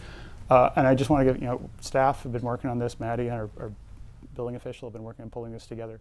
But also, as council's aware, there's no sort of copyright among municipalities. We borrow information and lean on each other for sharing information. And particularly the chief building inspector in Central Saanich has put together over the years a great series of guides to a bunch of development things. So that's a great starting place, and they were very kind to share their information with us. So this is the kind of thing where a lot of municipalities, have this. It's, I think, a really useful resource for residents and property owners, and we're just glad to finally be able to get to pull some of these pieces together. Are there any questions on the guide, or there's a recommendation really around the policy, adopting the policy, hopefully, and but I'll see if there's any questions on this. Still draft, but almost there. Questions from council on the guide? Councillor Anderson? Just kind of a random question. What is your hypothesized number on the number that will come forward? I'm just curious. I know it could be anything, but how many? Do you have any idea? My guess, I don't know how many will come forward. There may be people who are like, well, hasn't been an issue so far, so why change now? We're just hoping to encourage it. And this is, like, the guide is equally valuable for just someone who's thinking about building a new suite too, because it adds a new potential piece of rental housing that's important. In terms of like the legalization of it, do we get 10 of them come forward? That would probably be huge success. That may be half of the undocumented suites in town. It may be a quarter of them. We don't know necessarily. Right. We have a bit of an educated guess. I think there's a matter of a few dozen of them potentially. But again, like any one of them, if one comes forward, it means that the resident, tenant, or family member, whoever's living in the suite, is probably living in a little better, safer condition. So, Right. that's the thought. Excellent. Thank you. No other questions for staff? There are two recommendations which should be moved separately. I can do that. Councillor Anderson? I will move that council adopt secondary suite legalization amnesty / incentive policy 13-6723-01, waiving for a period of 1 year the building permit fee for legalizing an existing secondary suite. Do I have a seconder? I'll second it. Councillor Kennington seconds. Any further discussion? Just make one small point, quoting from the report here. I just highlighted this. Obtaining a building permit is viewed by some homeowners as a mysterious bureaucratic process best avoided if at all possible. Just in light of some of the discussions that we've had over the last couple months about people feeling like there's a bit of a struggle or a disconnect in terms of getting timely or appropriate feedback from the planning department, I want to commend the planning department on this initiative, which I wholeheartedly support. But I do think it bears mentioning that it would be really nice if the carrot was sort of followed up by a second carrot, and obviously people who do come forward, or hopefully do come forward, might be exactly the type of person who has avoided it for the reasons identified in the report. And so it might be ironic but ultimately beneficial if there could be a small amount of hand-holding to sort of encourage these people that they've done the right thing rather than opacity. But I vote in favor of this wholeheartedly. Any further discussion? All in favor? None opposed. That carries. Thank you. I will further move that council receive the draft guide to building or legalizing a secondary suite for information. Thank you. Do I have a seconder? Second. Councillor Kennington seconds. Any further discussion? No, I'm just. What does it mean in this case that we receive the draft guide, like that we accept its existence? I think because there are still placeholders, it's not a final Yes. guide. It's just a draft guide.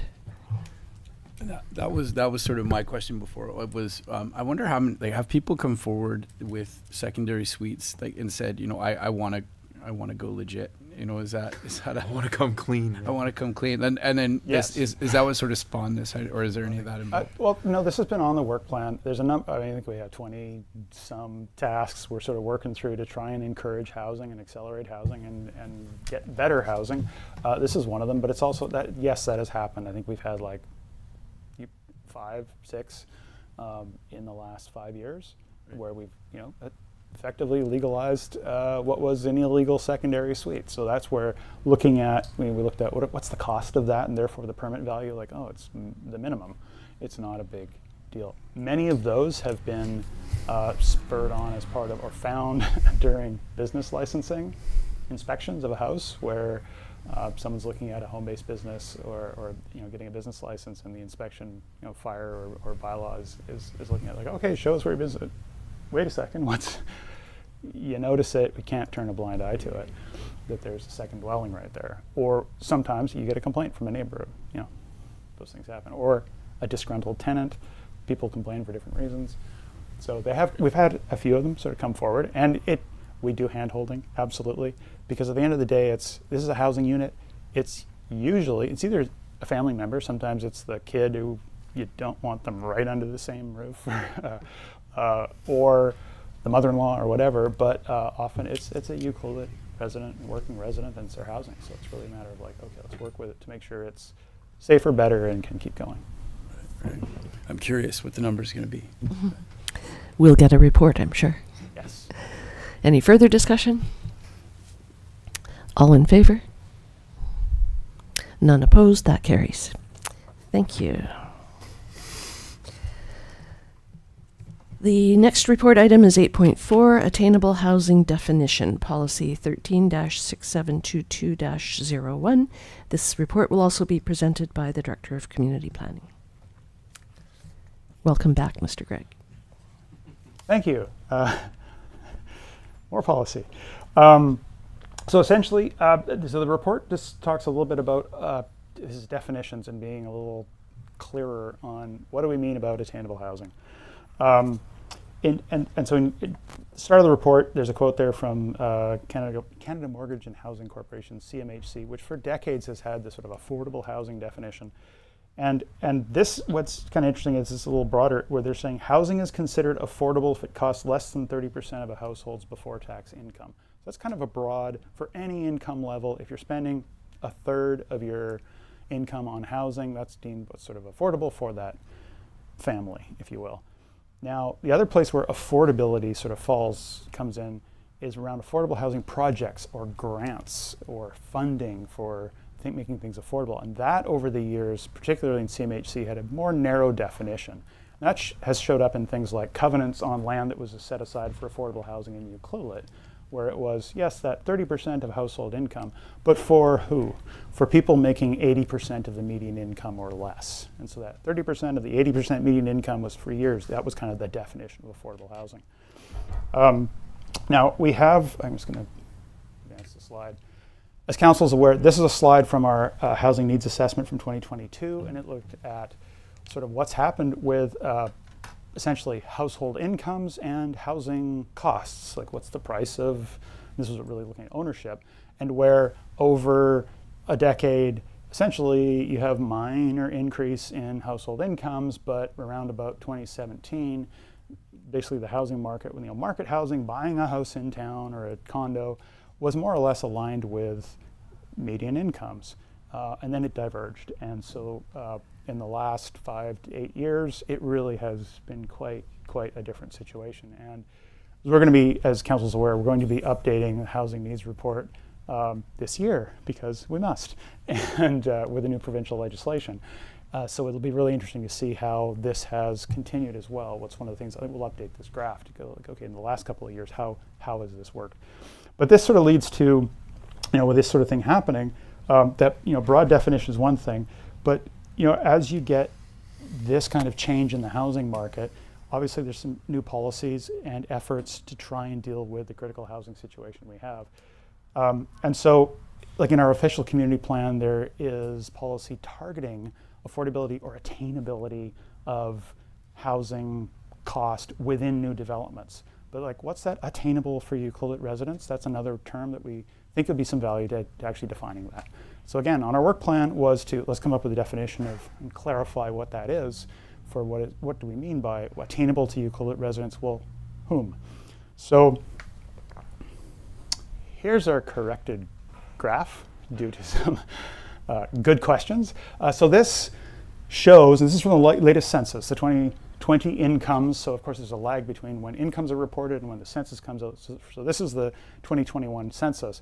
So 2021 household incomes, the yellow bars are basically all 860 full-time households captured in the census. This is where they fall within income levels. And so, you get a bit of a curve in any community, but this sort of shows where that curve lies. And so the median income is, in the 2020 incomes and the 2021 census, was $83,000 for all households. And so that $83,000 median income, if you looked at, okay, what is 80% of that, that old affordable housing, affordable definition, 80% of that would equal $66,400. On the other side, if you slid up 20%, 120% of the median income would be just under $100,000. And so just for some sort of comparison, we're looking at market housing. What is affordable within Ucluelet and to whom? The market housing is generally over to the right-hand scale in terms of what kind of income would you need in order to purchase housing, and that it really is over the $100,000 level. As I said, that affordable housing definition of 80% median or less is really the group that's highlighted there on the kind of the left of the chart. And the term that's often used in communities for, the color's a little washed out there, for attainable is the idea of, it's not the old affordable of 80% median, but stretching a little more of like, okay, who's being in the middle there? Where it might be a little higher incomes, working families, but still not able to access housing within what's in the market because the market has basically outpriced them. And that's what we've seen in that graph earlier, around 2017, 18, it started to kind of split. And so you have people making up to $100,000, and 100,000 is right around the line where if they happen to have a larger deposit or mortgage helper or whatnot, maybe there's something at the low end of the market today which they could afford to buy, or really $100,000 income buys you a home in Whispering Pines. That's the kind of low end of the market in terms of the prices. Everything's priced beyond that reach. So essentially that definition, this is the CMHC housing continuum, which is in here. So, and this sort of shows, this is a common graphic when discussing sort of the spectrum or the whole ladder of housing. You hope to have all price levels so everyone can sort of find their place. But you've got market housing on the far right, and then you get into, right on the border of that would be, okay, what's attainable? And then you get into affordable housing, community and supportive and transitional and emergency shelters, all the things that have, essentially, the further you go to the left of that spectrum of housing, there's more and more public money going in to subsidize the cost of it. And so this, with regard to our OCP policy, which talks about, as a starting point, targeting a minimum of 75% of housing in new developments to be attainable by Ucluelet resident households. That's in the OCP. And so this would essentially add, what does attainable mean in resident households? What is that target? Give it a little bit sharper focus on it. And so this would be looking at, if attainable is up to that, today's dollars, around $100,000 total household income, would be right in line with that 120% of the median, which really that also, as we note in the report, aligns within like less than $2,000, is really right on the line of what the CBT looked at as the living wage. If you had 2 working adults working full time, it at the living wage of $26.51, which is what they sort of calculate on the West Coast, that gets you right on that edge where currently you're out of the market, but on the higher level of incomes. So I guess a couple of takeaways. This is, again, it's a target. That policy that the OCP puts out is one of the things when considering new development applications of saying like, okay, what's the balance of housing being proposed? And all proposals are different. If you can imagine a developer is proposing more affordable type housing, then maybe if it's a higher level of affordability for lower incomes, then maybe the percentage is different. If a development is also offering some things that are community benefits beyond just housing, if it's protection of the environment, parks, other things that the community would receive value from, then that's also part of the equation. So this is one sort of target that's part of a bigger discussion of the details of what come forward. I think the other thing that's that sort of takeaway is that on that chart of the incomes, it's showing that currently the market housing in Ucluelet is really affordable to only about a quarter of Ucluelet households, and that really that other 3/4 are either hanging on to a situation hoping it doesn't change, or are struggling to access appropriate housing. I'll pause there and see if there are any questions. Thank you. The policy in the OCP states ensure larger developments are required to provide affordable housing. So we're talking about developments like High Focus or Monado Bay or Weyerhaeuser potentially. Yes, there's other policies that say essentially for what is larger. So this would very rarely come into that. It really doesn't fit with someone who's doing, say, a one lot infill rezoning type development. And so at what point do you say, look, we really want a statement of what is the affordability of this mix? If there's only a few units, there's often not a much mix. So again, it's not a black and white formula that just works for every development. They're all site specific and different, but it's really setting some targets. So it is broad language in the OCP around like, okay, does that feel like this one's got enough units that there ought to be more diversity in there? That should be part of the conversation. And what's the total range of housing units and who might access them? So this doesn't really have any teeth. It's not sort of meant for a developer to absolutely have to adhere to this target? That is entirely the decision of council. And that's really, as developments come forward, this is about weighing in, and it's useful to signal to a developer who's coming forward, what's the community expectation? And that's why it's in the OCP. The teeth is if someone really doesn't meet this or have other community benefits in the net, it's like, well, this really doesn't benefit the community. It's great for a property owner, but it's hurting the community, or it's not following the things that the community sort of is valuing, then council presumably would not approve that. So this is a signal to a developer like, okay, what's the community looking for? Because they're always asking, and gives a sense of like, obviously affordability and attainability, some diversity and range of that is a community priority, as housing is a priority. Any questions for staff?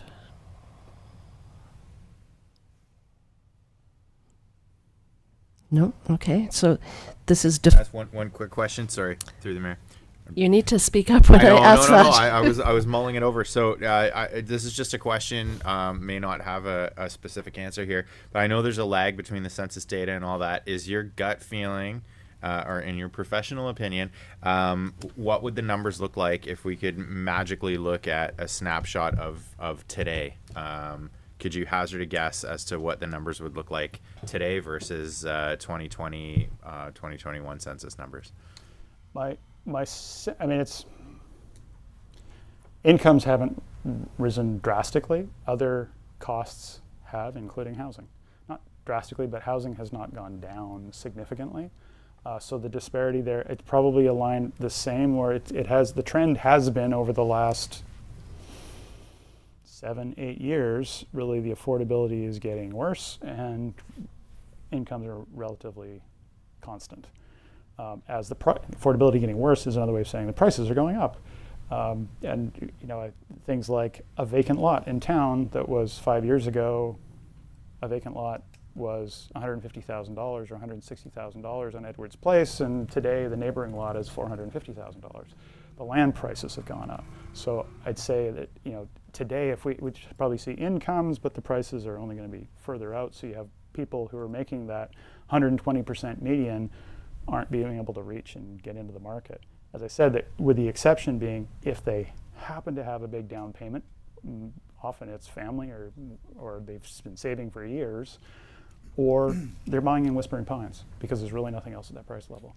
Sure. So a follow-up question that seems reasonable. So then a follow-up question is, if we want to sort of be on track to be making decisions today that are going to be effective for today and tomorrow, would it make more sense to maybe consider the reality that 120% of median from 2021 might more accurately correlate with 100% of median today?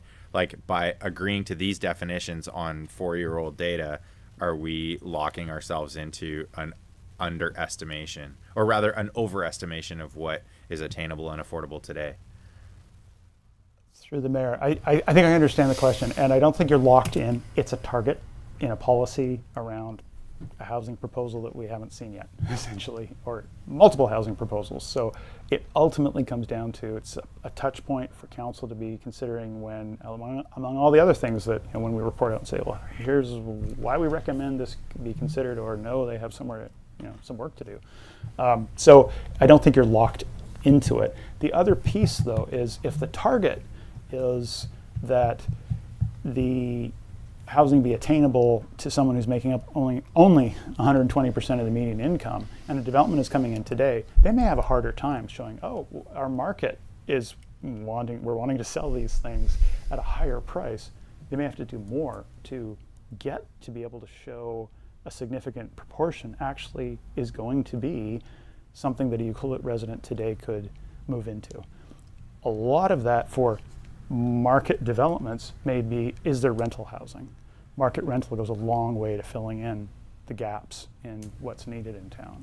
So how much of that is going to be part of the mix? And then beyond that, is there other measures that are going? Because if you look at that chart going back to, I'll stop and see, does that answer sense. The question before Yes. I go on to the next point? Yes, thank you. Okay. Councillor Anderson. You're gonna love this one. We're looking for all types of houses, and I'm just essentially being the devil's advocate on this one. If you have a product like, how would this affect someone like Weyerhaeuser? If you have someone sort of higher end homes and they're building them in pieces, or is this something that would happen upstream of the development? I guess what I'm saying is, if a lot of those homes that get built in that situation are definitely out of that range, but that's already been done in advance. Is that the idea, that we've already negotiated with the original developer? Through the mayor, it's a good question. So really, that policy is really useful if council is looking at a rezoning application where somebody's coming forward and saying, I want to rezone for housing, or amend the OCP and then rezone to do a development, and here's the housing piece of it. So, currently you have a subdivision underway that's under existing zoning.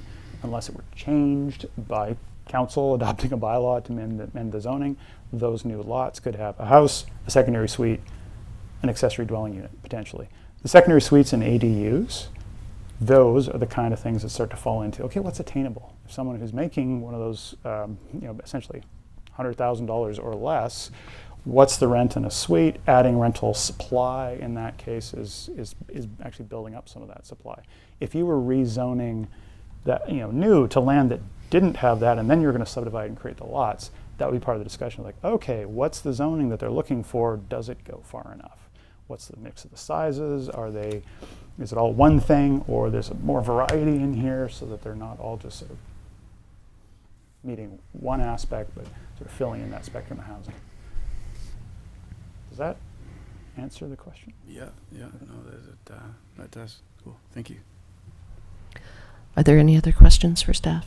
I don't know if it's a question. I just have a basic concern over, setting a 75% target for attainable when there's really not much of developable land that's affordable to actually construct on. So if a developer is going to come in and do any housing at all, hitting those targets is going to be extremely challenging. So it's kind of a blanket clause that would be different if you had a flat piece of land or if you were trying to develop the water tower site. And my concern is that it's going to just not lead to any housing and put further pressure on existing housing stock, because no developer is going to make it pencil out at 75%. So, and I understand that's a target, but it's a pretty lofty goal that may be just unrealistic to start with. I think that's the policy that's in the OCP currently, and this is just defining what attainable means, correct? Through the mayor, that's the intent. That policy is already in the official community plan. So we have current applications. You mentioned High Focus Island earlier. They had a public open house. That was one of the things that has been some of the discussion with the applicants when they're asking questions like, what are the pieces? What does this mean? Was one of the questions they've had, and we're sort of like, well, we think it's sort of this, and here's what incomes are, and all that kind of stuff. And so so I think that the policy is already there. The policy in the official community plan in the bylaw is already there, saying we got a target of 75%.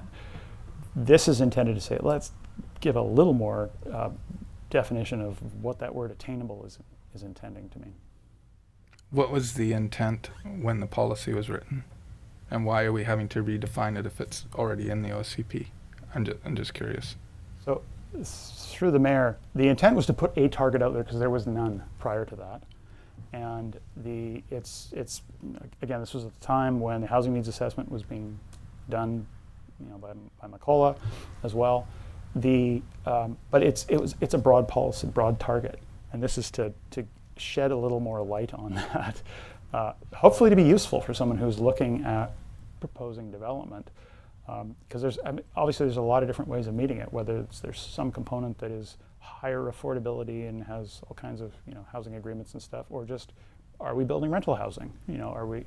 And what components of rental housing are in there?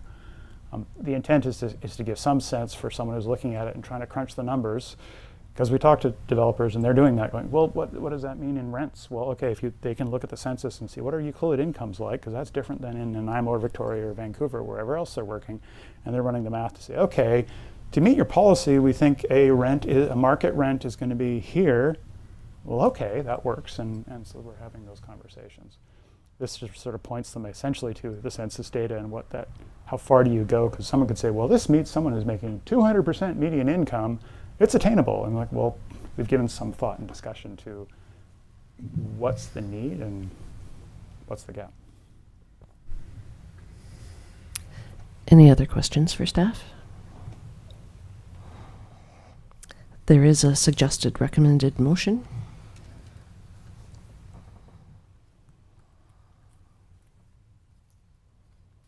Anyone willing to move that? I'll move that council adopts Attainable Housing Definition Policy 13-6722-01 to clarify the local working definition of attainable housing. Thank you, Councillor Mafty. Do I have a seconder?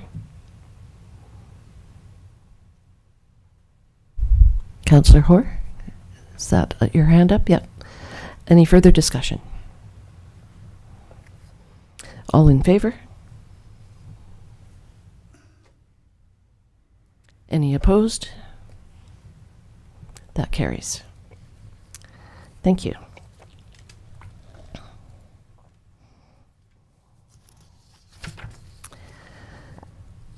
I think this next one might be a little bit long, so I'm going to ask for a motion for a 5-minute break. So moved. Councillor Seconded. Kennington? Whatever. So movement. All in favor? None opposed? Okay, thank you. 5 minutes.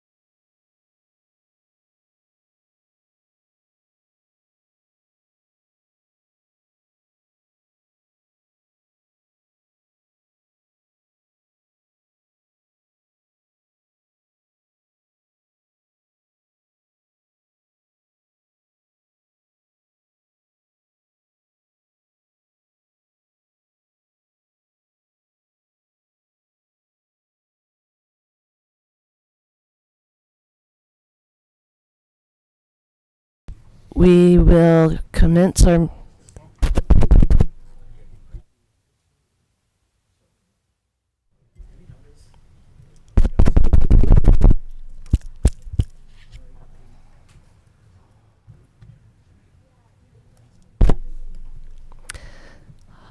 Okay, we'll commence our meeting at 5:57.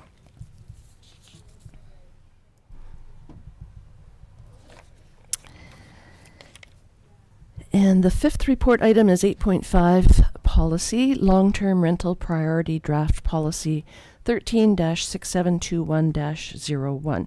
And this report will also be presented by the Director of Community Planning, Mr. Gregg.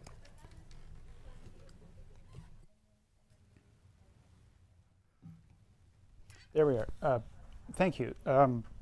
So again, another piece of housing policy, part of the, essentially this is aligning with an OCP policy, which is noted in the report, that policy 3.13E, which looks at essentially trying to encourage or require a long-term rental prior to new short-term rentals being approved on a property.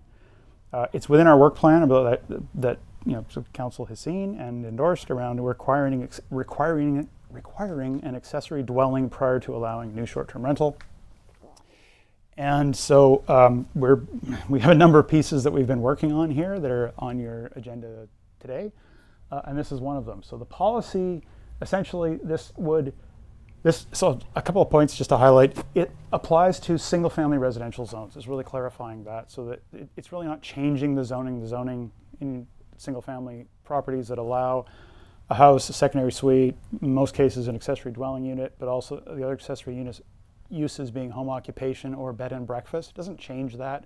It's really putting in a policy of saying, okay, an accessory housing unit, so the secondary suite or ADU, should be a priority over tourist accommodation. That's a direction that we've sort of seen of prioritizing housing.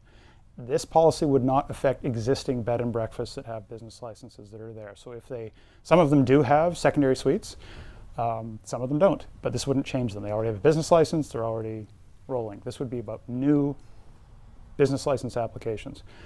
So in a single family home that didn't have a suite or an accessory dwelling unit, it would not rule out a new bed and breakfast license, but simply under the policy, that application would be elevated to council for a decision. And so essentially that's the way the policy is written. We've talked in the office a bit about, okay, what are some examples of that sort of thing where someone might come forward? And that's, okay, say you have someone, I'll share a couple examples. The school teacher who's retired, who's lived here for years, doesn't have a secondary suite, but their dream was always to operate a bed and breakfast in their retirement. There was a fellow here the other night who talked about, I always wanted to be Bob Newhart, and maybe that person wants to come forward and do their thing. And they're like, well, I don't want to put in a suite. Well, okay, we can't approve that. Comes to council and you hear their story and could approve that. If someone, the other sort of thing we see and hear from time to time is someone has a change in their situation and they're like, okay, I need the additional income. I'd like to get into the B&B. We're having a kid. I'm going on paternity leave I'm going to look after the kids for a couple of years. We're going to have less income because my wife's staying in, working full time, and I'm going to be looking after the kids. But we also think we can do this with B&B. We have space for it, but we don't want to also add a suite or an ADU. Well, okay, the route is to go to council to get that approved. But the change would be that by having this policy there for new construction or someone who's looking at buying land and building or renovating in Ucluelet, it does send a signal to say that the expectation is that prioritizing those secondary uses it would say that the housing units are important for the community because we have a crisis and we need the rental housing. So the more of the supply of that we can encourage or require, it's going to help the housing situation over time. So the policy, this is on the screen. Essentially the first bit is essentially laying out the requirement that the long-term rental unit be there, and then it could be, it would be approved on the condition that it stay there for the business license. The second part is that applications for new business licenses for bed and breakfast, short-term tourist accommodation that does not include a long-term rental unit would be referred to council for consideration upon request by the applicant. So if someone comes in with an application, essentially the conversation at the counter would be, okay, this business license, do you understand that this is this policy that's here? And if they say, oh yeah, we're going to put in a suite anyways, okay, But if they say, well, no, what does that mean? It means, okay, we just can't approve it at the staff level. It comes to council. I'll pause there and just see, are there any questions about this draft policy or what it's trying to achieve? Questions from council before I have a little say of my own? No? Okay. Okay, as a homeowner, short-term rentals are not for everybody. And as a homeowner, long-term rentals are not for everybody. And so by saying you can't have one without the other, I think you're really narrowing the field as to who, A, wants to do both types, and B, whose home even is equipped to do both types. If the building is if you can't build a secondary suite before you run a B&B, then you're really sort of cutting down the options that homeowners have. So that's kind of where I'm looking at this, but happy to hear other opinions. That's really where that's the problem I have with it, and to me this is just another muffin clause, and it creates more confusion, and it creates within one property zoning type two different kinds of situations for people. And I think enforceability becomes an issue when you have multiple different forms of housing mix within one zone. The whole purpose of R1H was to create that throttle that we would have and use without hurting anybody. So we wanted to create a situation where we had a lever that we could pull where it's not a buyer beware, but it's a buyer is aware situation. You're buying R1H, you don't get to do a secondary suite. Potentially in R1H, we could tweak that so that in R1H, you would do a secondary suite first and then an STR. So it's kind of like a blend of those two things. But for existing R1s, not everybody built a house that could accommodate those things, and leaving it up to council of the day is not certainty for people, because they have to go out and they have to spend a certain amount of money just to get a proposal together. And I don't think that is equitable or fair. So I think we have other levers in place that we could do without hurting people. Yeah, and I get that this is not going to affect those that already have a B&B license, but there could be a few in the wings that have their situation changes, like you said, and they really need that little extra mortgage helper, but they aren't prepared to have a permanent full-time tenant prior to getting that B&B license. Councillor Anderson? Yeah, I'm of the same boat.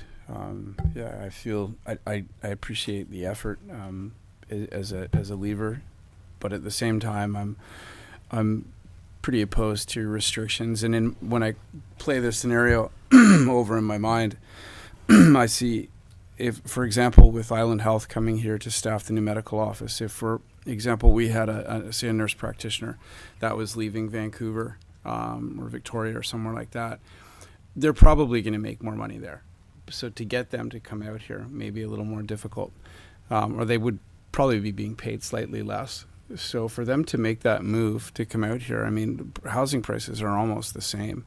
So in that case, having an STR mortgage helper can really make a difference in that case. And we are a tourist municipality, so I appreciate the effort of, trying to regulate this and get this ratio of residential to tourist beds a little balanced. But at the same time, I feel like that the effort going forward needs to be purpose-built rental, as opposed to a heavy-handed tactic to force secondary suites. That's my feeling.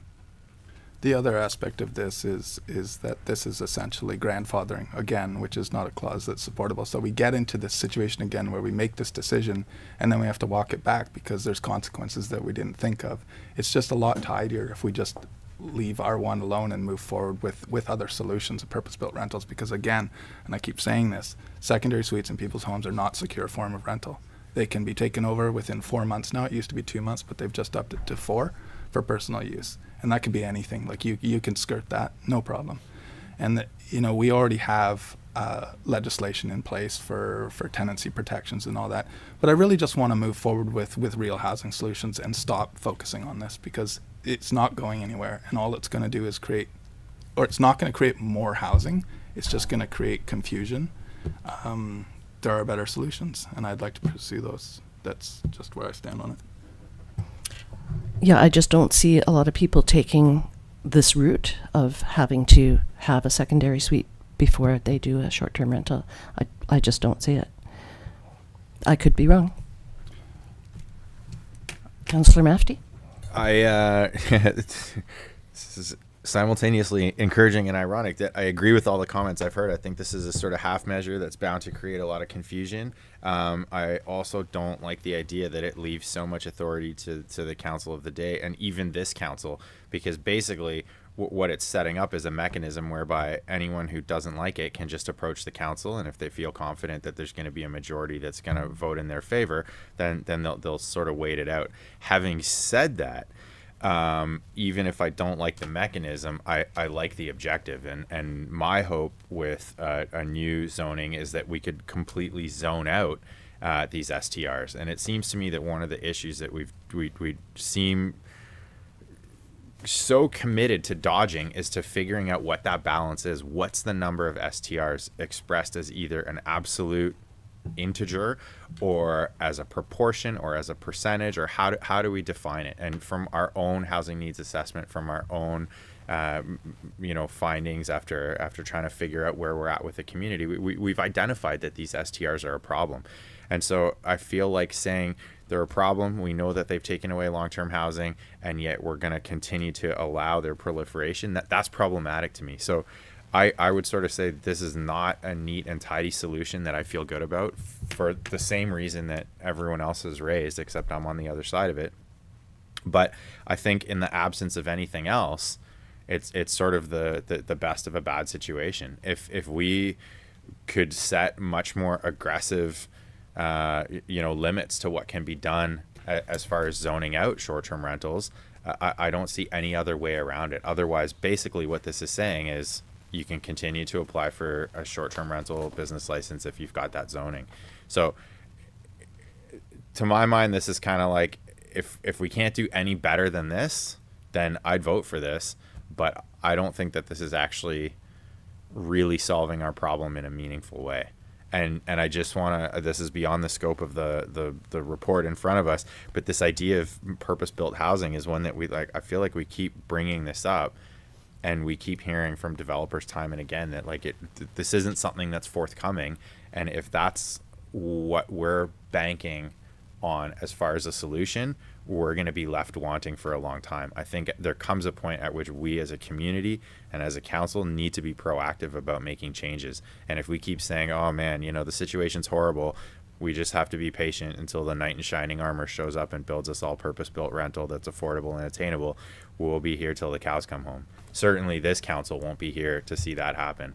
And I think, part of what convinced me to run and throw my hat in the ring was the hope that we could see some positive change in the 4 years that I'm committed to being on council. So that's where I'm at on this. I'm not crazy about it at all, but if we can't do any better, I'd vote in favor of this. To the purpose-built rentals point, I mean, Tofino just released a building, right? They're 20 years ahead of us on that. Where have we been? We need to accept responsibility and make the moves that they have made. We can just look to what they did, right? We have no housing authority. We have nothing really as far as a strategy for doing this, and that's up to us to decide what that strategy is and direct staff to do it. And I think that's what we need to do. I think the housing authority needs to be formed when there is some product to manage. That's not what Tofino did. They started first. And then looked for developers. They started fundraising, they had a strategy in place, and it started with the housing authority. It's a chicken or egg situation, but we need to start somewhere. And if we're not going to get funding without a housing authority, and we're not going to get a housing authority without funding, then we're not going to get anywhere. So right now, I do think there are things we can do to get purpose-built rentals, and some of the things that happen, talking about facades and articulation and this and that, and having to go back to the drawing board when you look at the Tofino building that was just built. It's a right? Like, we have to be realistic about what that purpose-built rental looks like. It's not going to look like Whiskey Landing, you know. It's not going to look like a Bavarian ski lodge, you know. It's going to be utilitarian, and we have to accept that, or else we're never going to get there. And yet I've heard from a lot of folks that are moving into Headwaters, right, that they're pretty excited about it, even if it's a Absolutely. box. Why yeah. wouldn't they be? Yeah. So, yeah. So maybe staff needs to kind of look at the Tofino model and see if there's a way to emulate that Absolutely. in Ucluelet. But that's not what we're discussing right now. Like Nope. I agree No, I with know that. all of that, but I feel like at the end of the day, really what this, to my mind, what this report item and what this discussion is about is, are we gonna continue new builds to put short-term rentals? Are we gonna allow new homes to put short-term rentals in ahead of long-term rental housing? And I completely agree with the points about the lack of stability inherent in renting from someone. Like, everyone's got a horror story about that, and I agree. But I still think that most people who were facing the uncertainty of a long-term rental that they could sign a year lease on versus sleeping in a camper van in their vehicle or leaving town, I think people would say the lesser of two evils is the long-term rental. And we know that that's true because we've lost long-term rentals. Those people that were housed are no longer housed in that form of housing. So it's not like those units were vacant because nobody wanted to occupy them. And we know that if they are built, they will be occupied. And I agree that it's not a perfect solution. But I mean, the perfect is the enemy of the good. And we keep talking about attainable and affordable and property values. And as long as we continue to sort of like supercharge property values by allowing what I think is the single biggest driver of property values to continue unabated, we're going to be that much worse off if we do get a housing authority together and we do attract a developer to town. And now the only land has gone up another 30% because every other property has gone up because everyone's continued to build STRs. Like, it's that's the issue that I see here. People are not going to build secondary suites. But then at least they won't build STRs. Well, so what's the difference? It doesn't lead, like, restricting what someone can do to afford their own home doesn't lead to housing for the people we're trying to house. No, but at this I point, think they're two completely separate issues, right? And like, the main issue I see is that we're not building housing, affordable housing. We're trying to put people in other people's basements, and it's no longer feasible. It was feasible long ago when to put in a secondary suite in a $100,000 house, it penciled out. It no longer pencils out. So if you leave it to individual homeowners to build a suite, they're going to charge market rates. There's nothing forcing them to do affordable rates. This 40 grand from the government is a scam. You would lose more than 40 grand over 5 years, and then it's rent controlled from there on. So you can only raise it by 1 or 2%. No one's ever going to sign up for that. I hear you, but I'm one step past that, where someone says, oh boy, if I can't afford this house without an STR, then maybe I can't afford this house, and maybe that house sits on the market, and maybe property values start to stabilize rather than continuing to throw fuel on the fire. So if someone says, well, the only way I can afford to live in Ucluelet is to run a short-term rental, I'd say it doesn't sound to me like you can afford to live in Ucluelet. And to Well, you can if you have an STR, which is a legitimate business. Yes, but in terms of, if we just looked at this graph that I realize is 3 years old or whatever, but like the median income and how much people are making, and I think that it stands to figure that the more of one type of accommodation you create, like, it's a zero-sum game. Someone's going to get pushed out, and the people that are going to get pushed out are the people that maybe could have moved up to afford that house if it stayed at its current market value. And if in 2 years it's gone up another 25%, then there'll be nobody in this community that can afford anything to buy or to rent. And what we're going to have are it's this scenario that's come up before, where the only people who live here run short-term rentals, and that's it. And it's only owner-operator short-term rental businesses and their visitors. And I don't think that that's a sustainable community. So that's where, again, this is like beyond the scope of the item, but that's why I'm worried about more and more short-term rentals, because it's going to keep property values. Property values have gone up everywhere, though. Even in Port Alberni, they don't even have B&Bs. So, like, there are certain forces, there are market forces driving these prices, and we can try and attach reasons to them, but they can be easily disproved by looking at other communities. And at the end of the day, we're a resort municipality, and to go on the attack of our main industry, to me, is short-sighted. So at the end of the day, what it comes down to for me is I've had so many people who come up to us and thanked us for what we've done and said, we're doing a great job and this is what they want the direction of the community to be. It's our job to represent the community. And yes, I also represent the people who are looking for housing because I'm working so hard to bring affordable housing to this town. Everything. I haven't had a billable hour in my own business for 6 weeks because I'm looking for affordable housing for people. So I am trying. I'm trying really, really hard. And this policy is not specific to new builds. It's for anybody who wants to get a business license for a B&B in an existing house. You were mentioning new builds. This is for anybody. So in a neighborhood, somebody that already has a B&B can happily continue with that business while their neighbor who's been thinking about it can no longer have one without building a secondary suite, which they're not going to do. No, I understand that, but then to follow that logic to the extreme, basically we're in a situation where because some people have STRs, then everyone should have STRs. And everyone doesn't want an STR. Everybody should have the option if they want to. It's a legitimate business in a resort municipality. Yeah. And it's what the community is asking for.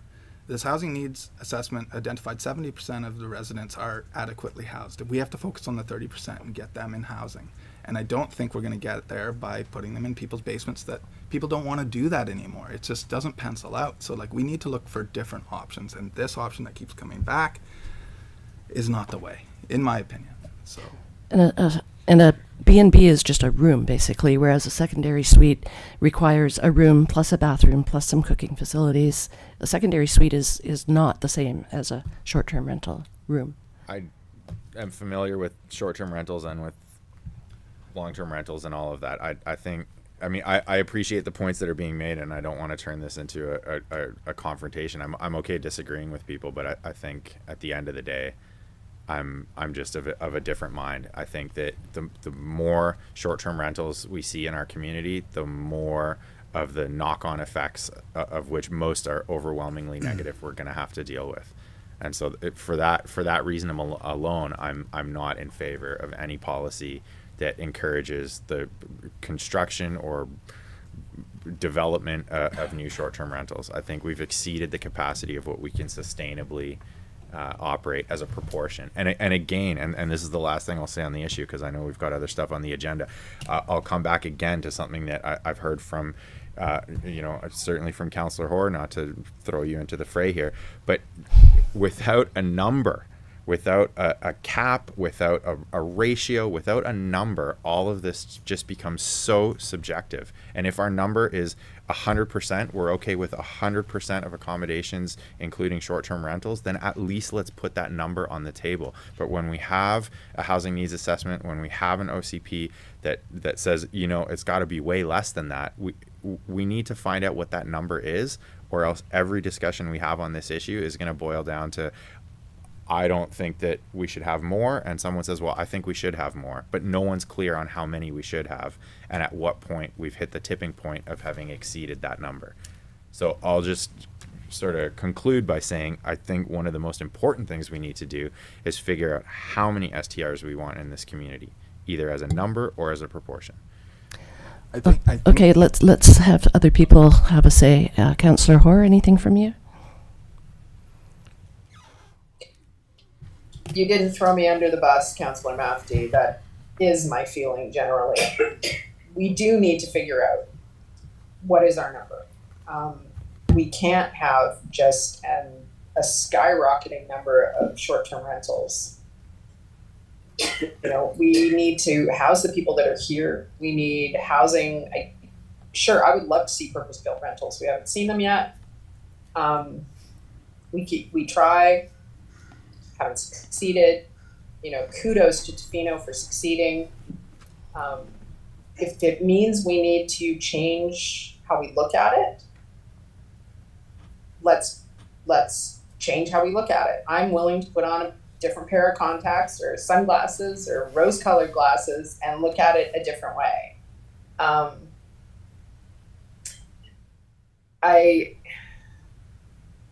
This policy isn't perfect. I totally agree. I'm not sure if it's a hold my nose and vote thing or not. I would prefer to see a system where there was long-term rental before there was an STR, because I think it would put some brakes on the proliferation of STRs.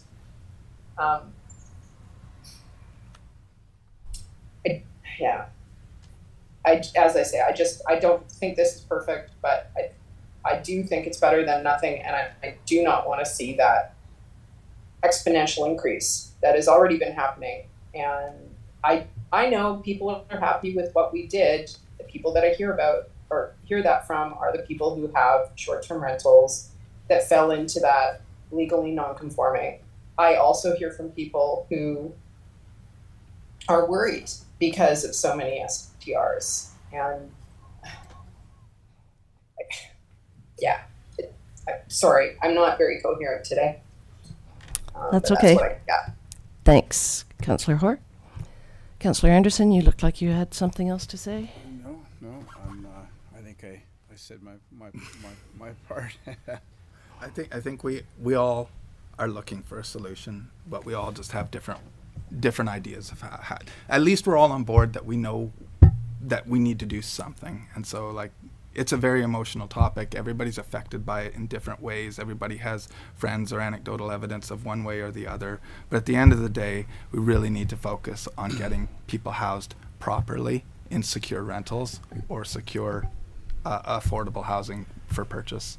Yeah. And then that includes market housing. So, you know, when a developer comes and shows us their books and we see that they can pull off 60%, and that'll work, but our targets are saying 75. And it's like, we know we can't get there under the current model. So that was why I was questioning the 75%. But at the end of the day, we all want housing, and I think we can get there. So I just want to end on a positive note that we are working hard, and I think we'll get there. But I don't think this is the way. And the 75% is a target, and it's still up to us in the end. Yeah. Councillor Anderson? No, that was about it. My analogy in my mind is with purpose-built rentals and affordable housing, and putting our focus on that and our energy towards that, and removing some of those stumbling blocks to get to those is the goal that we all share. And I think that's where you focus. So it's like, you know, you've got so many people with so much food, and when you're running out of food, you can start putting restrictions on who gets what, and you know how much food you get and who divvies up the crumbs. Why don't we just go and get some more food? And that's the only way we're going to get out of this. Great idea. I think it's really important to reiterate that it's not within the ability of this council to go out and get more food. We're not farmers, we're not builders, we don't build houses, we don't even really own land. We're waiting for somebody to feed us. And I think that the right message to send the people that we're asking to feed us, including the province, who's going to feed us hopefully with grants and subsidies, is not to start giving away our food willy-nilly to everyone else while our own community is going hungry, and saying, oh my gosh, we're really low on food because we keep giving it away to everyone, so we need more. I think we need to lead by example here. And this is something that was raised in the report, which we haven't really touched on. Maybe Mr. Gregg can speak more to it. But one of my concerns is, like, at the end of the day, if we're looking to the province or maybe even the federal government to help us to subsidize this kind of housing that builders are already wary of, how are we going to look to the province and to the feds when they're like, well, what have you done to help yourselves? We'd love to help you, but show us what you've done to help yourselves. Oh, you've encouraged STRs, which we've asked people to step away from. Okay, well, that kind of shows where you guys are at as a community. Maybe we'll put our energy and our limited resources elsewhere. I don't want to like live in the fear of that, but it's a concern for me. But they recognize that we're a resort municipality, and they've taken that into consideration, that is our livelihoods, and that's why they let us opt out. Yeah, but then they might very well and logically say, you guys are a resort municipality, figure it out yourselves. Like, don't come to us to subsidize your housing if you don't want to play by our rules. You are in your own category, do your own thing. Don't come to us and ask us to bail you out if you need housing for people, unless you're willing to play by the rules that we've set. I understand that there is a difference, but like there has to be a point at which we decide if we're either all in on the resort community, like forget about affordable rentals, let's just be a total resort community, or whether we sort of switch gears and say, look, there's got to be a balance. And that's where I come back to that number. Because if there's a balance, there's got to be a number. And if there's a number, we should figure that out sooner rather than later. Okay, I'm going to call it there, and if anybody wants to make a recommendation, if the recommendation you want is C, then there is no motion required. So I'll leave it there for to see what happens. And Mr. Gregg? Just a quick point on the grant. I touched on it a little bit. I think there is a point there for council, and really it's really, where did this come from? That sort of, I think it's probably worth saying. So our housing needs assessment kind of set some of this rolling of saying, okay, and it really identified, it's not purpose-built rental or protecting secondary rentals and residential properties or existing. It's all of the above is probably what we need. But this was one of the pieces. So our OCP, I think it's on page 348, there was a current OCP policy saying that one of the things that UCLOD's going to do is amend the zoning bylaw to essentially do this.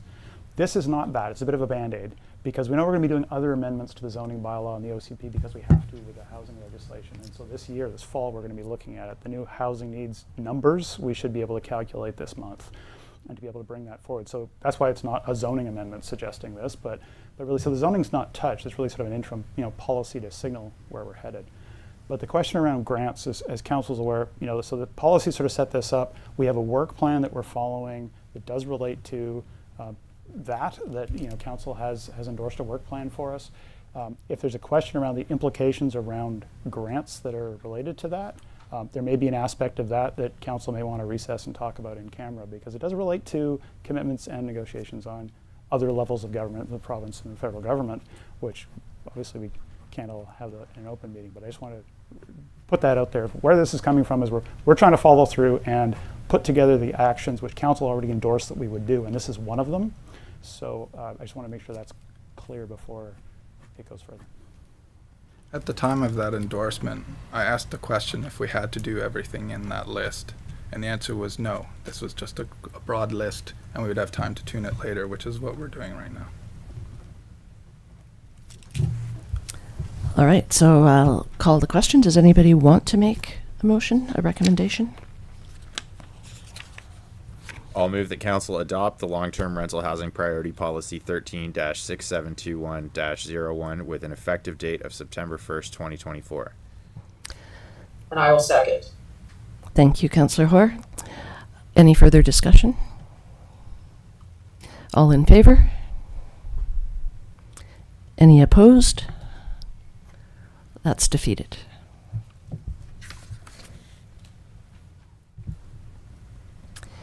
The next report item is 8.6, ARIF Letters of Support, and this report will be presented by our CAO, Mr. Lawrence. Thank you, Mayor and Council. This one's quite a short one. So we have a request from ERIF, which introduced their proposed development down on Minato Bay. They're looking for letters of support for their initiative to try to develop a affordable, attainable housing initiative. So this report just outlines some of the aspects of what they're looking for. There might be a partnership that they're looking for to also work with the municipality on how to develop affordable and attainable housing through their development means. We can't really look at that until such time as we know what that type of partnership agreement would look like. With the letters of support, we reviewed it with our legal just to make sure that we weren't fettering council's ability to say yes, no to any potential rezoning of the lands or any other aspects of their proposed development. We haven't really seen, we've talked around it and we've had lots of meeting with the developer at this point in time, but we haven't seen anything official in the form of an application, so it'd be premature to discuss any aspects of that. But at this point in time, we can say to council that offering a letter of support in general terms to ERIF to say, hey, if we would support applications made from ERIF for the development of affordable, attainable housing within UCLUET. In general terms, we can provide that type of support letter. So if there's any questions of council, I'll be happy to answer them. Any questions? It's pretty straightforward, I think. Does anyone want to make that motion? I'll make that motion. I'll move that council authorize the mayor to provide a letter of support to Economic Restoration Infrastructure Fund in support of their efforts to develop affordable sales and rental housing within the district of UCLUET. Do I have a seconder? I'll second that. Councillor Anderson seconds. Any further discussion? All those in favor? None opposed. That carries. Thank you.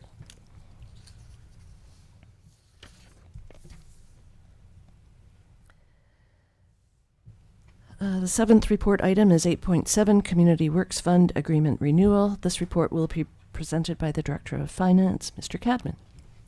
Thank you, Mayor. So the purpose of this report is for authorization for the Mayor and CAO to enter and execute the Community Works Fund Agreement Renewal, which is with the Union of British Columbia Municipalities, or UBCM, on behalf of the District of UCLUET. So UBCM represents BC municipal governments, and they advocate for funding from the Government of Canada for us. The Community Works Fund Agreement allows UBCM to negotiate for funds on behalf of all the municipalities of BC. Once these funds are received, UBCM redistributes these funds based on a per capita formula. The agreement is for a 10-year term with the option to renew based on the success of the program. The first year allocation is $78,742, which is up from $69,841 last year. Each year is subject to change, so we're unsure what next year's allocation will look like, but considering the 10% bump we got this year, hopefully that trend continues. These funds can be used for a variety of purposes, including capital projects and capacity building, so it's pretty timely considering what we're looking at. Yeah, that's pretty much it, unless you have any questions. Thank you. This is what used to be called the gas tax, correct? Yeah. Yeah. Any questions for staff? I have a really quick one. Okay. What is the I'm just wondering, what is the criterion for the program's success? Do we know what that is? I think it's the buy-in from the municipalities, and then also the amount of funds that they can get out of the Government of Canada. Basically how successful the projects and the projects that we use the funds for. Right. They like a good story. Excellent. Yeah. Cool. So there's a reporting out function to this then? Exactly, yeah. So the finance team will report on what we use the funds for, and we have to submit that. Any sort of high-level info about what last year's funds were used for? Last year's funds, I believe, were put towards infrastructure, but I can find that out for you. Great, thank you. Mr. Lawrence, do you know the answer to that question? I believe it was with respect to the storm system for Peninsula Road. Great, thank you. There is a recommended motion. I can do that. Okay. I'll move the council authorize the mayor and CAO to execute the Community Works Fund Agreement Renewal with the Union of British Columbia Municipalities, UBCM. Thank you, Councillor Anderson. I'll second. Councillor Mafty seconds. Any further discussion? All those in favor? None opposed. That carries. The final report is 8.8 Information Sharing Agreement under the Short-Term Rental Accommodation Act. This report is presented by the Manager of Corporate Services, Mr. Rotenberg.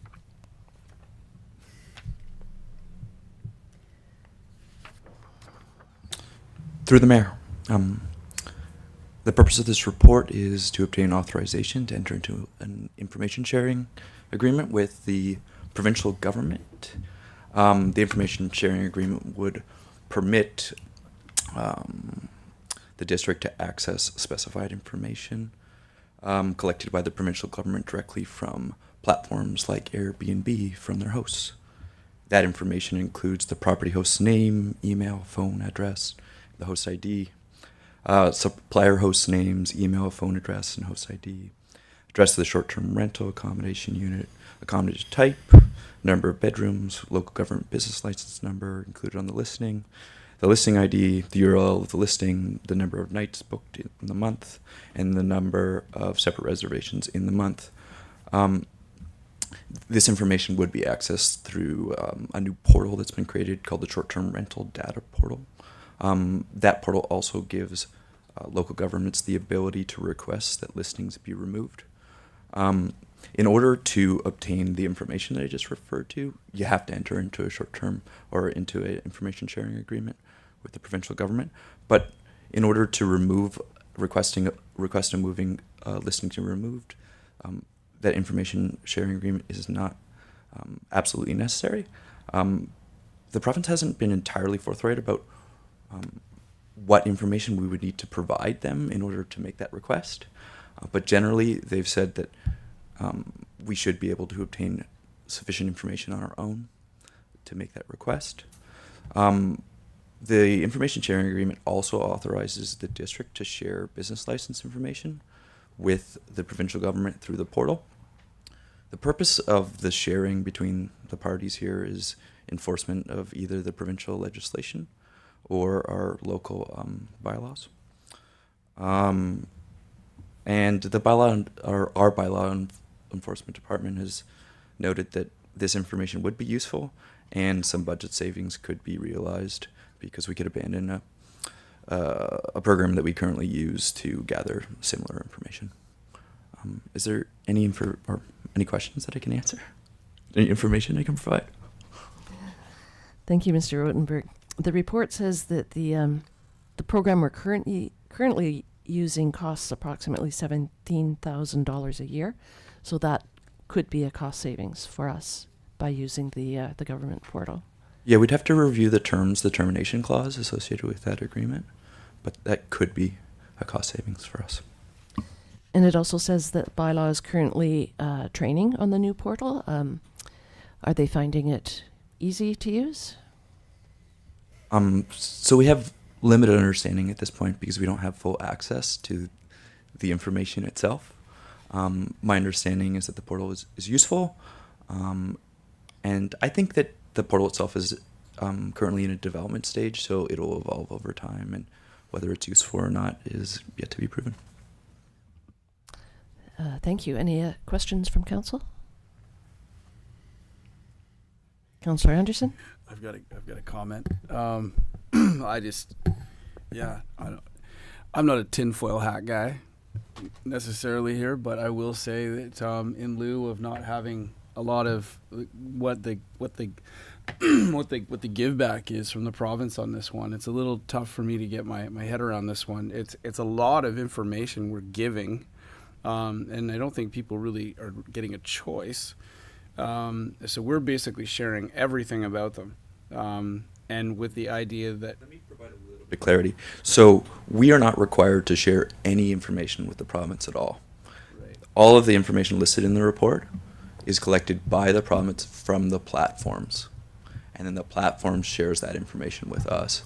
In fact, the platforms are required by the Short-Term Rental Act to provide that information to the province. What we're really talking about today is whether the district would have access to that information or not. The business license information, on the other hand, so that's the definition that's about halfway through the report there, is optional. We could provide that to the province, but we're not required to do so to have access. Do we not already have most of this information? Or we just have the business license information, I suppose? I'm not sure of the extent of host compliance information, but my guess, actually, I'm pretty sure that we are not going to have the host's email address, their phone number. Host compliance scrapes the internet for data that's publicly available. So it scrapes the internet for listings, but not necessarily some of these more fine-grained details that could be used in by law enforcement. So what are we giving, the province? What data are we giving? Just the business license information? They already have everything else, or are we offering that? So yeah, the data sharing or the information sharing agreement does permit us to share the information listed on page 2 of the report in italics. So what they define it as, the address of the relevant property where the licensed activities are to be provided, the applicable license number, the effective period of the license, and the name, telephone number, address, email address, and if applicable, fax number of each licensee and the person acting on behalf of, under the direction of, as the agent of the licensee. So I'll stress that again, like we could, not required to, but that's how the, sorry. So what, whether we join this portal or not, they are collecting all this information. And so by joining the portal, it just gives us access to the information about short-term rentals in Ucluelet, not anywhere else. Let me provide a little more clarification. We are a member of the portal. It allows us to request a listing to be taken down. If we if we sign this agreement, we would have access to that information that I outlined. Any other questions from council? One more sort of follow up. So what information what would we be getting out of this? I'm just trying to decide. Like, I feel like we're sort of giving things here, and then we could maybe not have to pay that 17,000, but we don't know about that.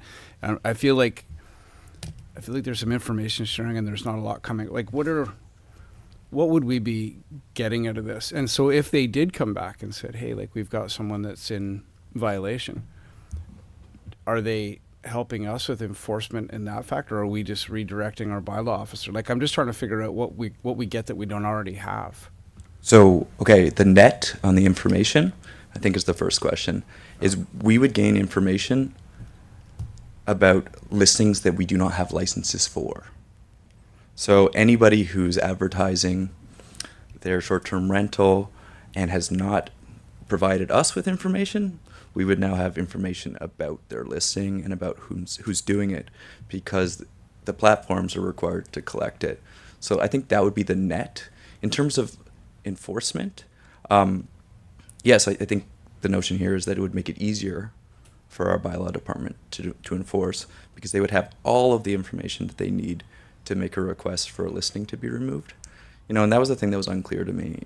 I thought the province indicated that we may be able to request a listing be removed without this sort of tranche of information, but it wasn't entirely clear to me. I think that if we have all of this information, it would be easier to make that request. Right. So the 17,000, like that, the software that we use, I thought that does the first net that you talked about. Isn't that the purpose of that software, is to find platform listings that are in violation? Isn't that the... So yes. I feel like we're getting another manager on top of our manager. Like, you know what I mean? We're adding in a big brother to the big brother here. And I don't know, something feels a little weird about this to me. Am I way off here? Can I jump in? I have no idea if I've understood this correctly, but my understanding is that currently we use software that looks on the internet like some sort of algorithm to find listings. If we opt into this, we're going to get the information directly from Airbnb, VRBO, and the companies that people list on. So this is the master list versus the best that some sort of algorithm can find. Right. Is that correct? Yes, I think so. Especially because Airbnb these platforms are required by law to provide that information.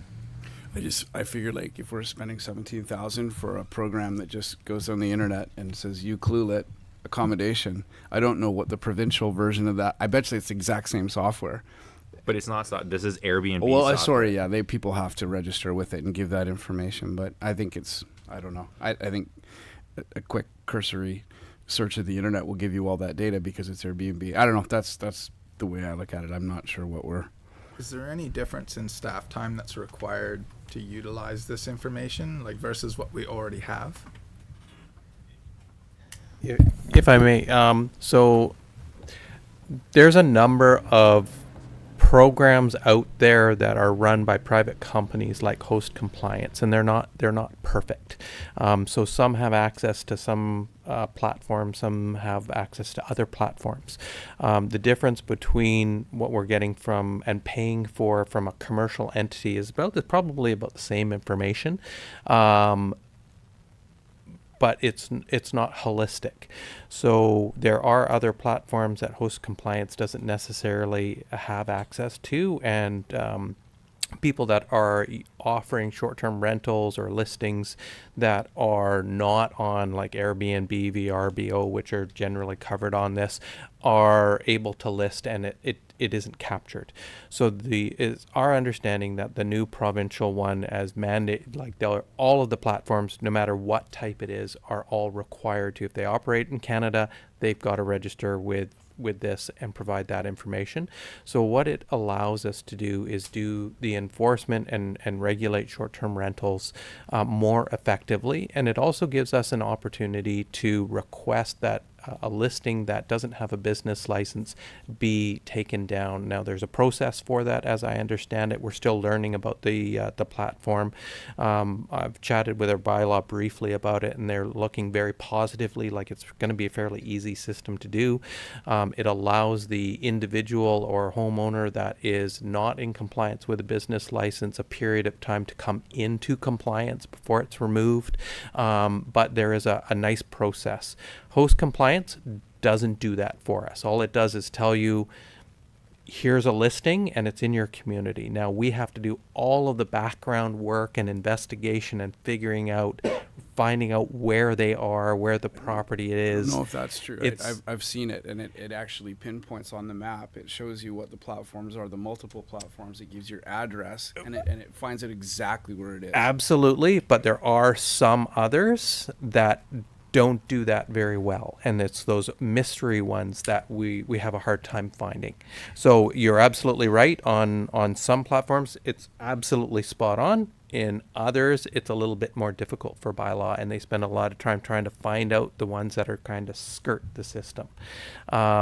So it's not all of them by any stretch of the imagination. So this just allows a unified platform. It's not a third party. So in theory, it should be a more secure platform managed by the Government of Canada and the province, rather than a third party contractor, if that helps out. Any other questions for staff? If not, there is a recommended motion.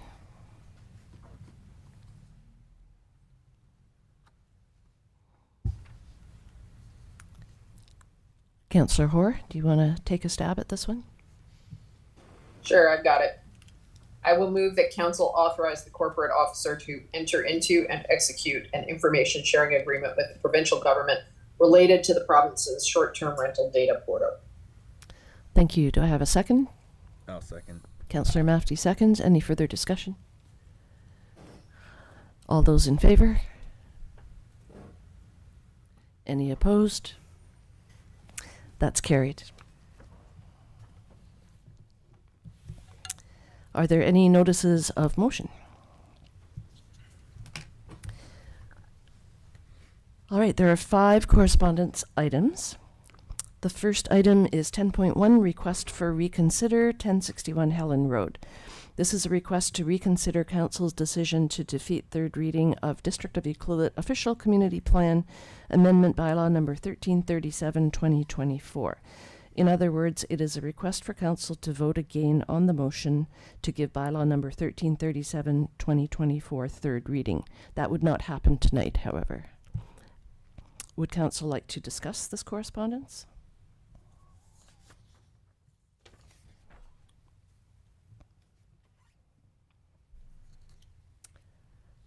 No one? Okay, I have spoken to several people who feel that they weren't completely aware of what the current zoning allows for this property, and so I feel that that in this case I will reconsider. So on June 25th, the motion that Council give third reading to the District of Ucluelet Official Community Plan Amendment Bylaw number 1337/2024 was defeated. I'm requiring that Council reconsider this motion pursuant to Section 131 of the Community Charter. I'm advised that an additional public hearing should be held on the OCP Amendment Bylaw and the accompanying zoning amendment bylaw before Council reconsiders third reading of the OCP Amendment Bylaw. I therefore move that Council postpone reconsideration of the motion to give District of Ucluelet official community plan amendment bylaw number 1337, 2024 third reading until the September 3rd regular council meeting. Can I have a seconder? I will second. Okay, and all in favor?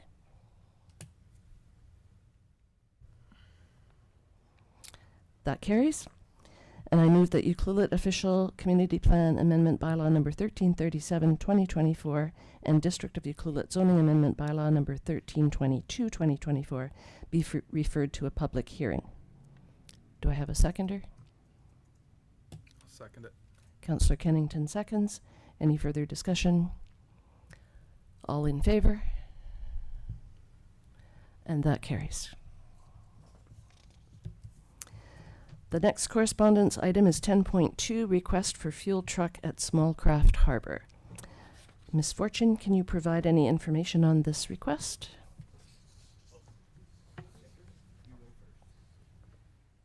Thank you, through the mayor. I've been working with our program officer from Smallcraft Harbor regarding the fueling permission. This morning I received a call and then a further email stating that Smallcraft Harbor cannot support the request for fuel storage options for a float plane in the Ucluelet Harbor. Per the headlights between Smallcraft Harbor and the District of Ucluelet, activities in the harbor should support the Smallcraft Harbor mandate. The harbors must be maintained by providing a safe and accessible harbor that primarily supports commercial fishing activities. Fueling a float plane does not meet this requirement. And Mr. Rillo was made aware of this. Any questions? So DFO won't support a barge or a truck? No, that is correct. So does Mr. Rouleau have a third option?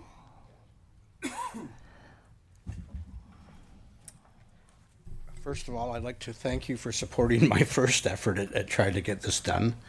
And I was kind of under the impression that small craft harbors had given the authority to the Ucluelet Council to set up a harbor authority that would deal with issues like this. And so I've talked with Kevin, and he thinks that this proposal that I have now is much better than the first one, because I could tell there was some concern when you voted on it last time that I was going to be storing fuel on the water. This proposal is that it would be in the back of a truck, just like the tidy tanks that you see on dozens of trucks in town running around.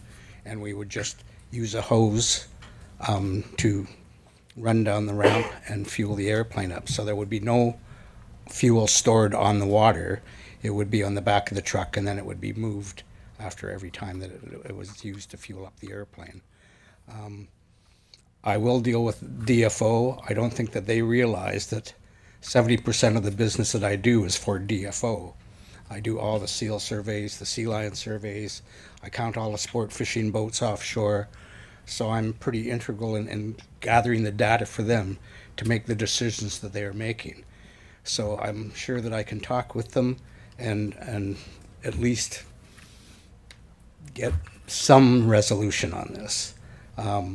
Another one of the issues is it's going to be it's going to work out better for DFO because the fuel that I can buy from the co-op is about 40 cents cheaper a liter than the fuel that I have to buy at the marina. So when I do all of these charters for DFO, they have to pay for the airplane plus the price of fuel. So now they're going to be paying 40 cents less a liter. So it will be cheaper for them on all of the charters that they do with me. And that's, any questions? I think we'll just leave it in your capable hands to talk to DFO. Yeah, no, I will. And yeah, like I said, Rick Geddes had said that, with our first proposal, that if we set up, if we paid to get a fire lane marked out and access to the ramp, that would give us access to the ramp. So that will work for us. And yeah, like I said, I'm convinced I can make this work. Ms. Fortune? Through the mayor, there's a little bit of a misunderstanding on that one. Yes, we could put a fire lane through markings through, but the fuel truck could not be parked on that. 'Cause you can't have, the only group that can go on that is the fire department. The only group that can go on the fire lane section is the fire department. I did clarify that with Rick. Okay. Well, then we'll make a longer hose. There you go. All right, so we'll leave that with Mr. Rouleau to speak with DFO. Okay, keep us posted.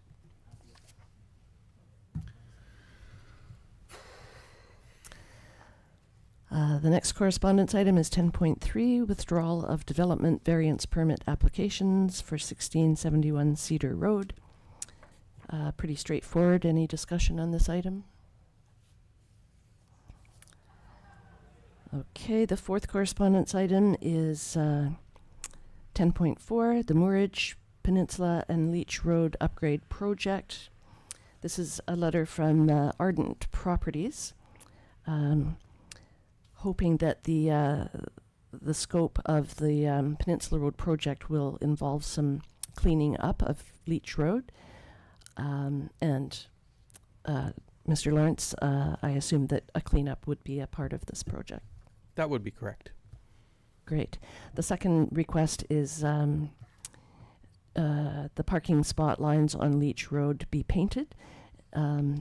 We don't know if those parking spots are district parking spots or if they're Ardent Properties parking spots.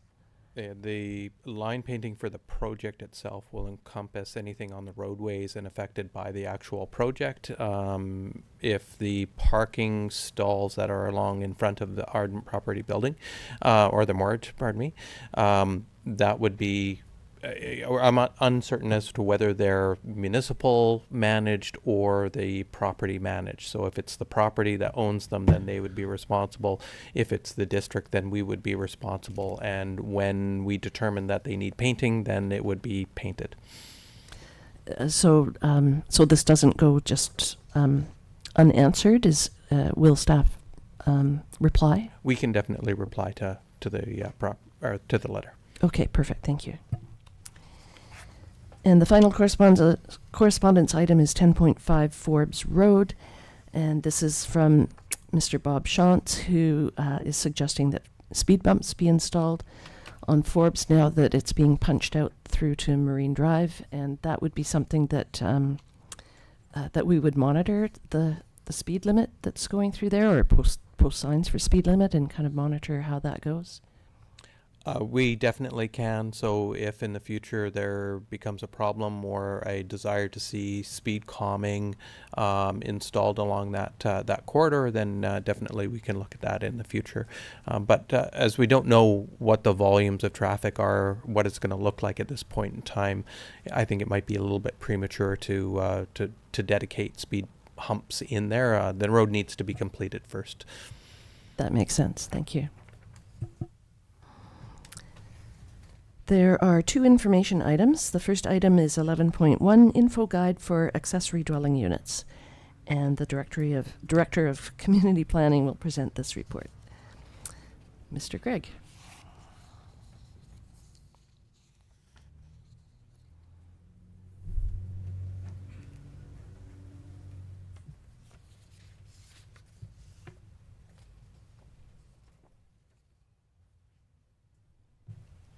Sound. Okay, so this is an information item, basically, again, on our work plan here for housing issues. So this, similar to the secondary suite guide, we're working on developing, which you saw earlier, a guide for accessory dwelling units. And what's in your package there is basically the outline, the kind of areas that we'd be covering. And so we just wanted to make council aware, and as well, we're reporting out this month on our work plan and our progress. So we want to make council aware sort of where we're at. We just didn't have the whole thing together with graphics and whatnot. And again, we look at examples of other municipalities, what's working, what seems to work well. And I was just going to share. This is actually the Village of Hazelton has this great little guide for accessory dwelling units, sort of like what is an ADU, and the page on the right here it talks a little bit about like, okay, how can you use one? And so it goes into things like, could be a rental housing unit, could be a family member that's there. You could downsize and let your kids raise their family in the big house and that sort of thing. So it's sort of good information. It also gets into a lot of details around building code. You know, dispel the tiny house on wheels. Is that what we're talking about? No, that's a vehicle. But building code, sure, it's just a small house. Building code applies, and so sort of some of the steps. And you know, Hazelton has this, and then you look and see, and like it is remarkably similar because they borrowed from the town of Nelson, the city of Nelson. And Nelson, it's laneway houses. They did some good information, and one of the things what we're working on is getting again, it's going to be ballpark on what does it cost. Get some pricing for what would a house, if you're building a house to code today, for whether it's 400 square feet or 900 square feet, you know, sort of a range, what's that going to come in? And so they're looking at, you know, it's $200,000 to $250,000, or you know, it's realistic cost for building a small house as a construction cost today. We also want to get some information on, okay, if you got a manufactured, you know, CSA standard manufactured home that you brought in, so it's essentially reassembled for one of these small units, what would that cost if you were looking for it today? To give people some idea of what it's like. And then what's the process of getting the building permit and, you know, site plan and foundations and all that sort of stuff. So we just wanted to bring this forward to make council aware. I got one other slide in there. Again, it's, you know, planning your project, list sort of costs, what's the process, contact information for, you know, whether it's you're looking at building code questions with the province or contacts of staff, having that all sort of in one place. Because it's, you know, this is something I think will be valuable since, you know, now accessory dwelling units are permitted in pretty well all our residential zones. We have been getting questions, and we just want to have something that's sort of a resource for people. And we hear from some of the local builders. There's one that, you know, was commenting that they built one in Tofino, and they've got 6 other clients who are now saying like, hey, okay, what about this?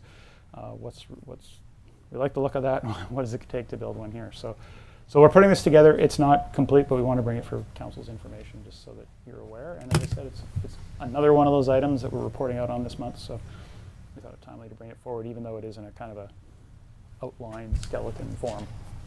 A preview, so to speak. A preview, exactly. And when we have the full thing together, absolutely, like the secondary suite, we'll bring it to council. It'll be on our website.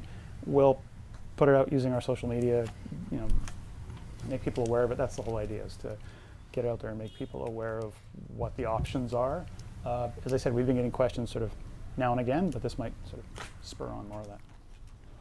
Great. Any questions for Mr. Gregg? No, just a comment. This is great. This is just like the fire safety or the fire design guidelines that we got. And this is a great example of hand-holding that is upfront staff time, but then it just continues on because we're pre-holding people's hands. And it, you know, people need this, and I think it's great. Look forward to it. Excellent. Yeah, thank you for this. Thank you. And the next information item is 11.2, resolution tracking July 2024. Any questions about the resolution tracker?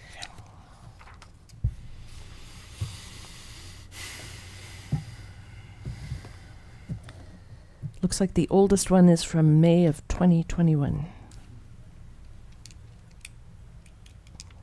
But I like that there are comments, and the status of each one is that's great. No questions from council?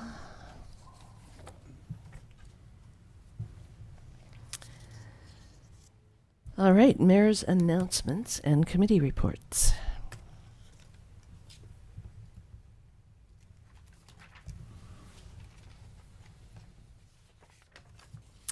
I just wanted to bring everyone's attention to the fact that the co-op is hosting a meeting in the, I think it's in the main auditorium here, which started 5 minutes ago, and it's regarding the amalgamation of the Clulet Co-op with Mid-Island. So everybody, I'm sure, is going to hop on over there after this meeting ends. On that note, can I excuse myself for 2 minutes? They asked for our bus to transport people to this meeting, but my staff's been waiting there for an hour, and it doesn't seem like anyone got on the bus, so I just want to let her know if I can go home if everyone's arrived. Oh, okay. I'm going to go check with Lori, and I'll sure. come right back. Okay. The Pacific Rim Summer Festival is still on.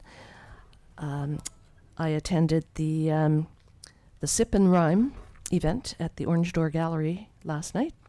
So it was poetry, and very, very fun event. There was about 18 of us, but yeah, it was great.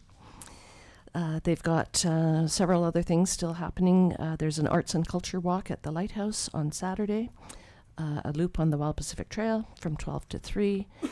And then on Sunday, Ballet Victoria is going to be here in the main hall. $35 for adults, $20 for seniors, and free for kids. So that's awesome. And also want to invite the community and visitors alike to Yuki Day's 50th anniversary, July 26th to 28th. One of the feature activities will be the 50th anniversary memory board. So bring a photo or a copy of a photo, bring a story, share a memory. And don't forget to put in your nomination for Citizen of the Year and Volunteer of the Year, Youth of the Year, and Business of the Year. Forms and ballot box can be found at the co-op. And rumor has it that there might be a Yuki Days beer this year. Interesting. And the rec department is still looking for some volunteers if anybody wants to volunteer at the event. So now we're on to council committee reports. Councillor Anderson. All right, I'll try and keep this brief here. I don't know if you remember, you'd asked me to reach out to, we had a correspondence or an information item about, it's for an event called the 2024 Tofino Surf Responder Summit, which is held by the Big Wave Risk Assessment Group. And yeah, I remember that. yeah, so they're actually talking a lot about what's happening out at Long Beach, and some of the things that have gone on there. So you and I have been talking a lot about that, in lieu of not having a lifeguard tower there. So that'll be talked about. So I talked to Samantha McCullough for communications, and she forwarded some of this information. It looks really good. It's going to be in Tofino, and it's put on by Surf Grove. But it is July 27th to 28th, which coincides with Yuki Days, I believe, right? So that's a bit of a pickle for me anyway. But yeah, so that's coming up the same weekend. But it looks like a great summit, and they're bringing people from all over to do training essentially for water safety and rescue. And then what else did we do? I went to the Barclay Community Forest annual general meeting, and you were there. So, and that was great. We got to see what they've been up to and what the we had ended up getting. I won't steal your thunder. I'll let you talk about the check that we got. And then other than that, I think we had 2 committee of the holes for strategic planning, and that was it for me. Great, thank you.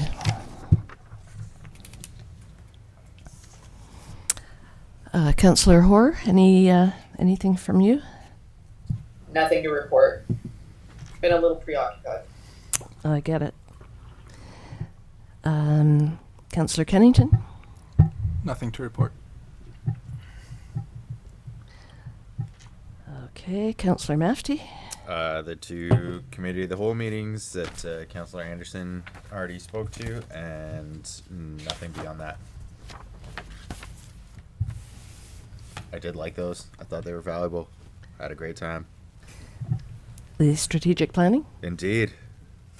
Awesome. And as usual, we didn't agree on anything, did we? That's why they were so fun. I think there were a few points we agreed on, but no, it was good. I'm not meaning you and I mean the 5 of us. Oh, that's a long shot under the best circumstances. I think the discussions appreciated. The olive, yes, I think we can all agree on the olives. Spectacular. Okay. For myself, June 26th, I attended an ACRD board meeting by Zoom. They adopted their accessibility plan, which I believe I forwarded to Councillor Kennington just for information. They also did a West Coast Transit rates bylaw amendment because they finally got a seniors rate. So seniors will now save $2 on fares, and they've agreed to put $20 booklets together for the seniors for getting on the bus.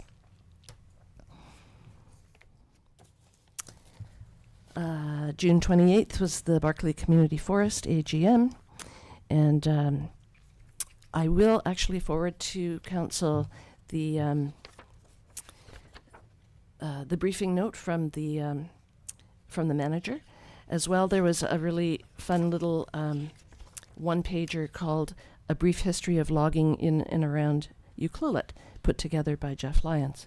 So I'll forward that to Mr. Lawrence and to Council. And of course, the highlight of that particular AGM was that we were presented with a dividend check for the two partners were presented with a dividend check of $50,000. So that has since, I assume, been deposited. And yeah, that may be the last one for quite some time.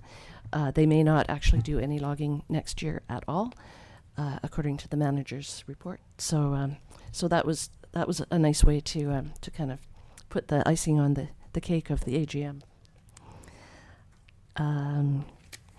June 30th, I went to the Praz Summer Festival kickoff, which was right downtown. July 1st, I went to Canada Day, and you were there too, Councillor Anderson. It was an absolutely beautiful day. Abby's not even here to hear me say this.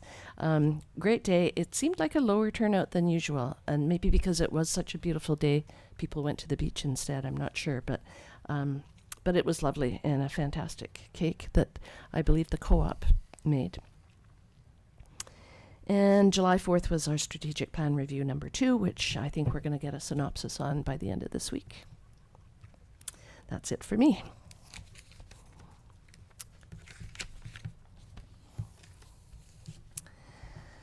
All right, question period. This is an opportunity for the public to ask questions and comment on matters within Council's jurisdiction.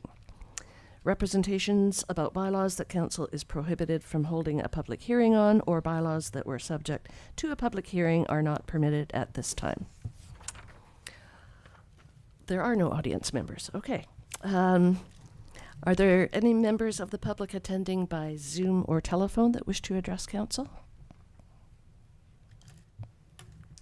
If anyone on Zoom wishes to address Council, please raise your hand.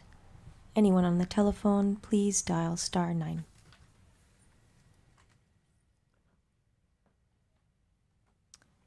I see no hands raised. And have we received any emails to communityinput@ucluelet.ca?